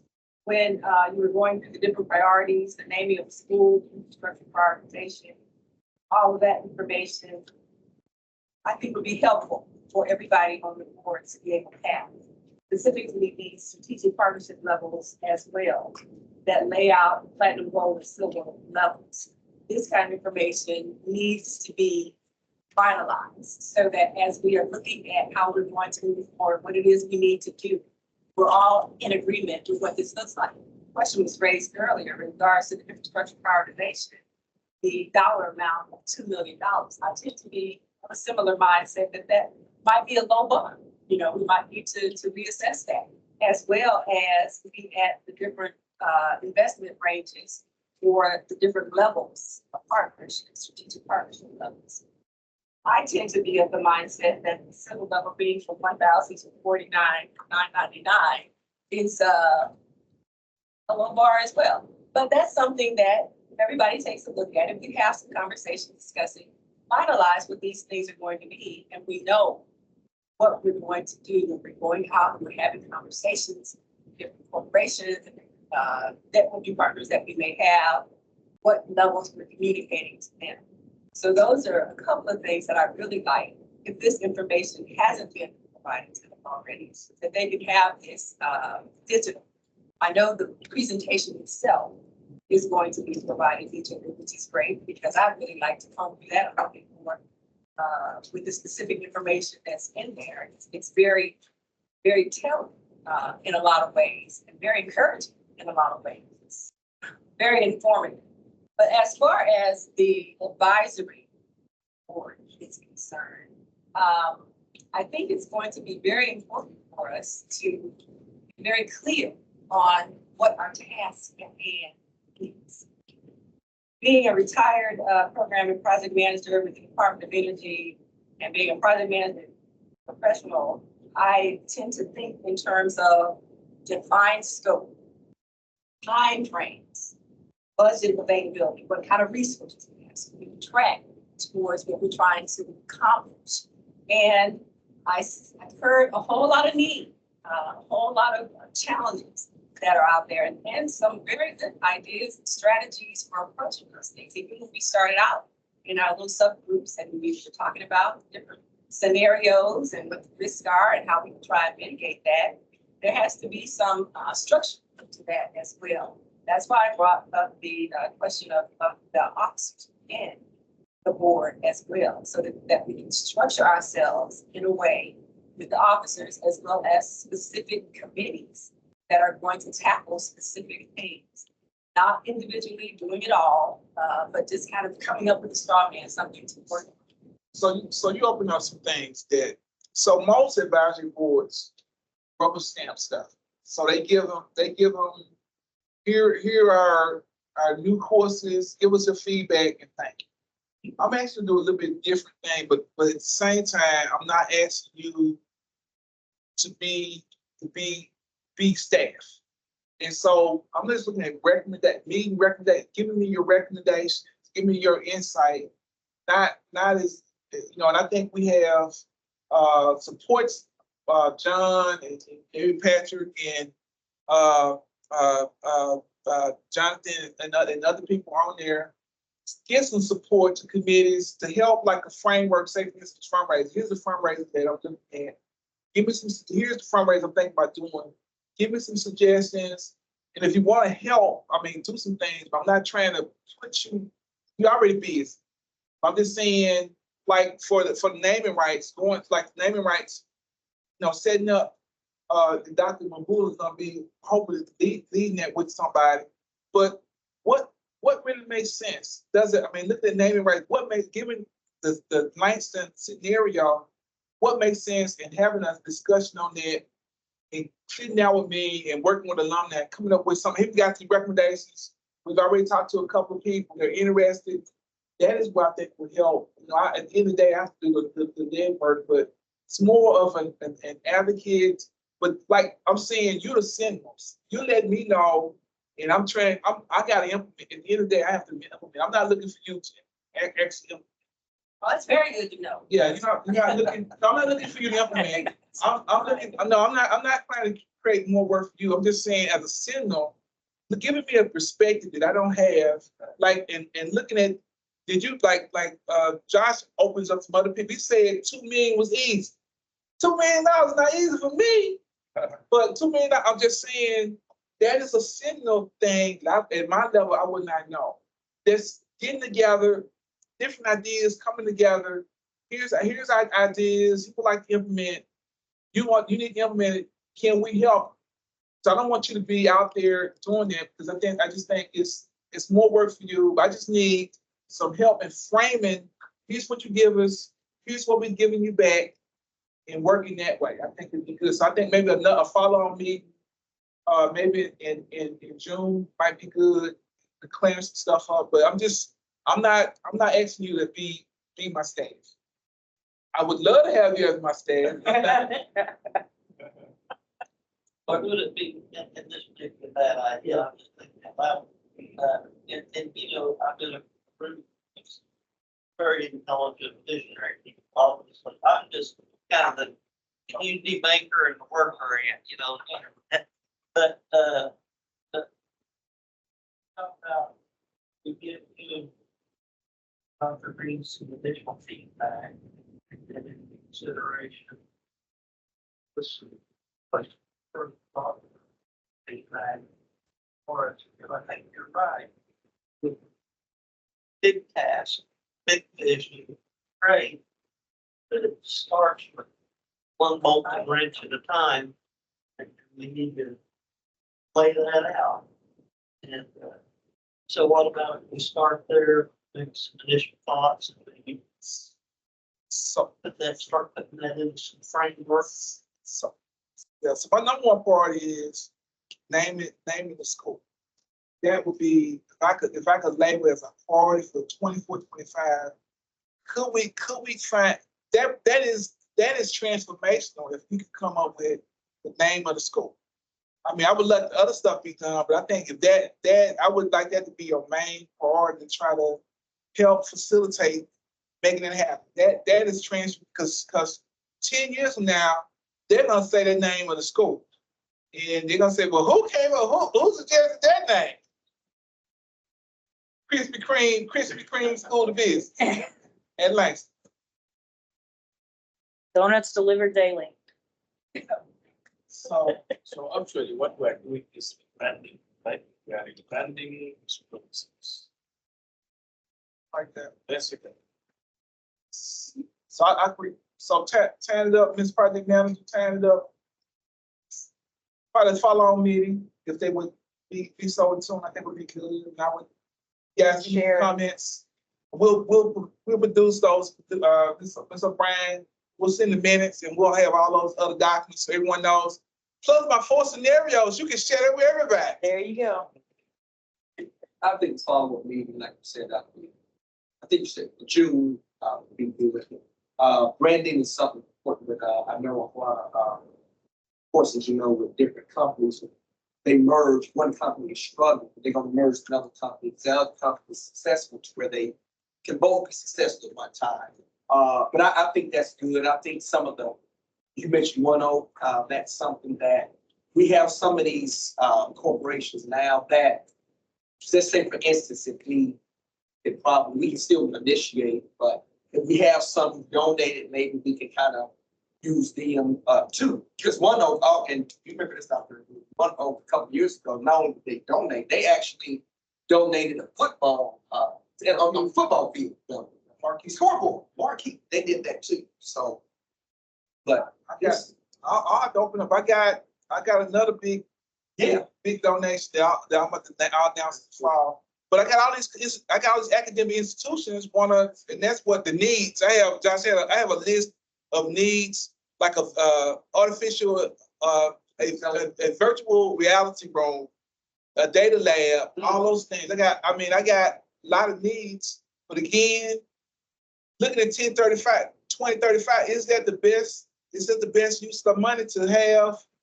like OBU have a finance lab where you have the Bloomberg glass? Does that make sense? In a building is 1970s. Does it make sense to have that? Yeah. That's what I need. That seminal type vision coming from the group. Feedback. No, I'm not asking you to produce documents, but I'm just saying your input would be invaluable to make these things go. One more thing I want to close about is strategic, it's different strategic firms. I'm pretty sure you're aware. I know our former president, Dr. Haysbrook, when she was here, she had a strategic firm who was actually coming. She was talking with, and would have a faculty institute come out and talk about how to grow the university. So that was something that we can probably look into, some firms that we can, the University, the School of Business, talk about administration to hire. When you look at infrastructure, that's very important with these buildings. These buildings are old. These buildings were up here when my parents showed up here and when I was a student. They were been remodeled. Hamilton Hall was remodeled back in 1996. The library was remodeled back in 1990. That's been a total of almost 40 plus years. So infrastructure is going to be important, like the technology. We get these buildings up to date. If we can look at some firms that we can bring into, that's possible. Oh, too.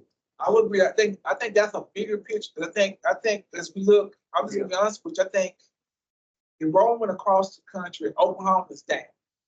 So I don't think the states are gonna be influxing us with a whole lot of new money. So one of the things I think about, Josh wanted to mention that, is ability to fundraise. So that's what I'm gonna try to spend some more time fundraising. But I just want to know, make sure that we, when I go to a person, are we raising our own money? Where do you put that money? I think it's very valuable. I don't want to waste our money. So I don't know if we're gonna ever see. I don't know when we're gonna see the elevator fees. So, Well, in the interest of looking forward to the path forward, as we discussed, it's going to be important for you guys to share your individual, all have individual expertise that we bring to the table. And having that light information that we received tonight is going to be very helpful. And from what I'm hearing, focusing on these top 5 main priorities that have been identified, namely prioritization, first offerings, development, identifying corporate partnerships, fundraising initiatives. Those are the 5 initiatives that have been identified and prioritized that goal. So whatever your area of expertise is, look in those areas and provide some comments, provide some feedback on what your thoughts are on how it can be helpful for the school to move forward so that we can put together some information and provide to team as it begins to plan towards upcoming semester. And then we can plan to get together again. You can consolidate that through. yeah, we're gonna send out a follow-up email that has all the information listed, and you can give some suggested times to meet. In June. Maybe a periodic meetings that help periodic. I think so. I think so initially, because there is so much Right. to get through initially. Just once a quarter, as I think you mentioned earlier, is not going to work either. We can do a poll in our meeting, so we can poll times. So the reason why I brought people out, we could have easily done Zoom. I just wanted to see what we did. Students about, like I said, the infrastructure, it's 80 to 90 degrees. We students in class, and I got to find. So in the fall, I already know that students are going to be burning up in these rooms. And so I got to figure out what's going to be the alternative. They're going to be looking at me. And I tried to bring 2 or 3 fans. I'm going to let you know, I feel miserably on that. As I said, you just blowing hot air. So we got some structure that I can't, although the university has responsibility, as a dean, I'm trying to look out, I want our students to have a great learning experience. And if that means bringing in some portable coolers, let them know we're gonna do something different. And I do want to say, this is a good start with having this group on.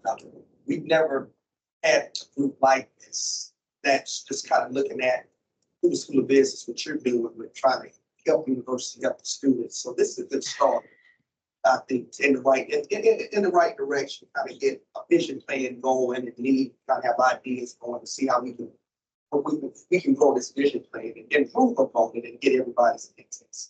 So my thing is, it's a good start. It's an external group that I recognize as part of my accreditation. I value it. Like I say, it's not a rubber stamp. I need some help navigating this because it's not, the future's not the same. I want to use all your collective input to make something different. So, all right, you said you want to hear everybody's input, or we good? Oh, not hear it now. Everyone's in. Okay. Okay.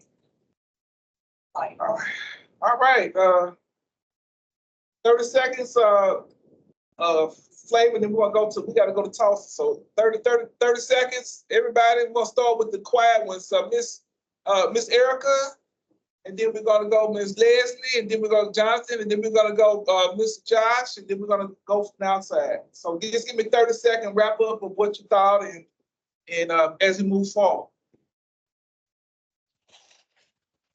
I think it's a perfect place to begin with the vision and a direction to go in, and that we will continue to grow, continue to find partnerships, and continue to refine the vision as we travel along. I'm excited to be a part of it and looking forward to it. Thank you.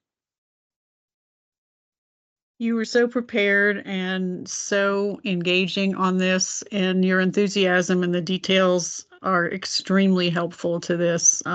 I think there's a lot of opportunity to shape this into what it needs to be, and I'm glad to be a part of it. And thanks for all your hard work. Yeah, I mean, I would echo what was said. It sounds like you got the right people in the room, and have pulled together some really diverse people to be able to champion this work. I'm excited for the ways that we're going to challenge each other to think about things differently, and just be able to work together to really move this forward. So yeah, I think we had a great start.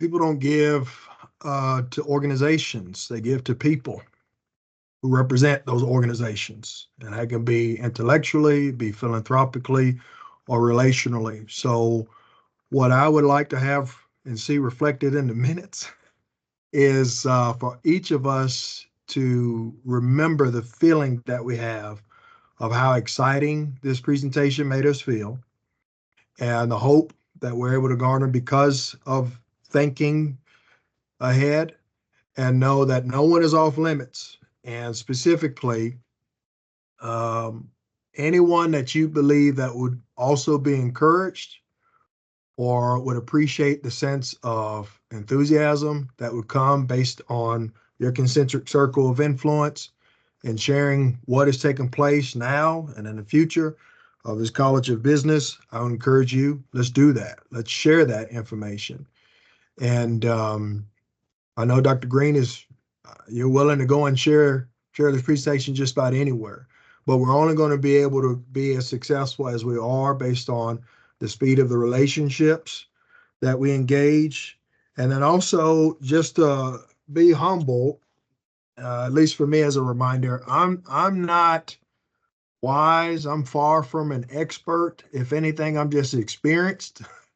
And God provides me with the wisdom that I need. And I know there are many believers in the room as well. So we just keep him at the center of what we're doing, Christian institution, non-crit, whatever it may be. God can be present wherever he's invited. Well, I think what would help is first to solve any problem. We need to understand the roots. We need to go to the roots of the problem before we make correct decisions. So when I came to Langston, 2008, I see that their numbers and lots of changes going on every time. And so much of them, in that they have more students starting from 2008 compared to now. And each year continues to grow, particularly international students. There are so many international students used to have students from Bahamas, Africa, even from Asia sometimes.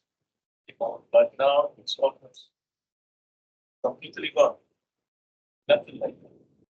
And what I remember, we have changed that number of students at Langston to drop significantly. There was a time, I think it was President Smith, who said no students should be allowed to register out zero balance. If you don't have zero balance, you cannot register at all. That was when I noticed significant drop. Some students can't come back because they cannot afford. So some people can't even go home to their states because of balance. So since that time, including foreign students, that was when numbers started to drop significantly, and it has continued. And sometimes it will improve and increase and make it better, but it has never been the same like it used to be when I came in those early years. So we got historical perspective to help us out. That's great. So Think you need to keep looking for people that have the buy-in, that see the vision that you see, that I told you the first month I met you, I feel like you're here for a reason, and I'm gonna support him 100% because he's bringing the personality, the attitude, and the positivity that's been missing for a long time.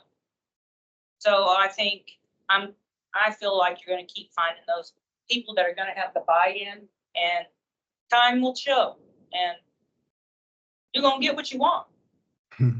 What you said, what I like about Dr. Green is interest to work with the community. That is very significant. Nobody has done that. Yes. Well, obviously done a tremendous amount of work. I'm very impressed with what you put together, the information and vision that you put together from the information. I think I'm gonna enjoy working with this group. It's a big task. I see Langston University as having tremendous value, rich history. And I think there's a place for that. Close relationship with students is invaluable. And I think you and Dr. Mandula thrown out the issue about personal finance issues with some of the students. Maybe that's even a small part of the solution. I think it's going to bring a lot of things, a lot of angles to make the progress between. So I think it's attainable. So one of the things I'm probably gonna challenge, we're gonna have a corporate showcase training. Maybe we'll have your company do personal training, personal finance. Like a month personal finance. All right, we can handle that. Hopefully have pets in this space. Yeah, I really appreciate your introduction for this presentation. It was so in-depth and, it's maybe almost when you get up there to help you with it. It just can't, if you just give people that burn desire to want to get involved, help. I enjoy the vision that you have presented and willing to work and learn and really kind of be a stakeholder of trying to, help the university. For those relationships are important. So really, really glad to be a part of this group and just kind of build on your vision, what you want to see for the school of business, for you personally. For my 30 seconds, I would just say for such a time as this, I've seen a lot happening. And I've been quite depressed. I can hear the references to how things used to be and how some of that can be reattained and the challenges that the school faces. And I just believe that it's not a coincidence that this group of people are together. It's not a coincidence that people are at Langston at this point in time.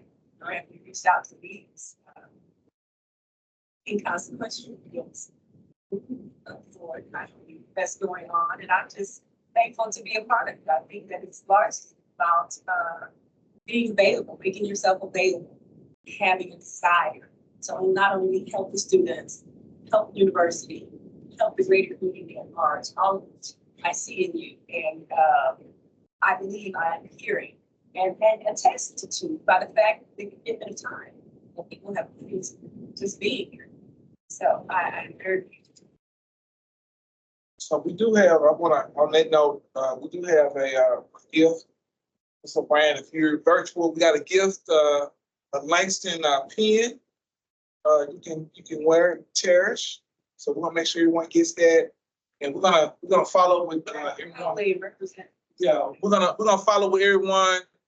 And I want everyone to have a safe night, and we'll get people with the chair and come up with a date.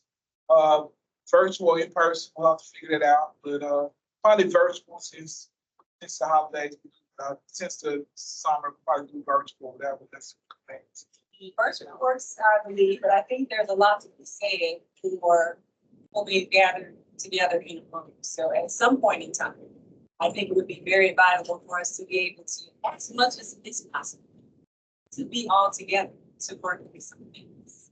So I want to thank Ms. O'Brien for helping with the technology, because I goofed up.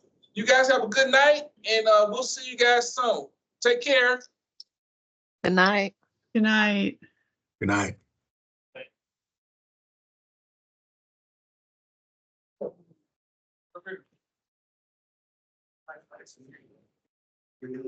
John, we got a purpose.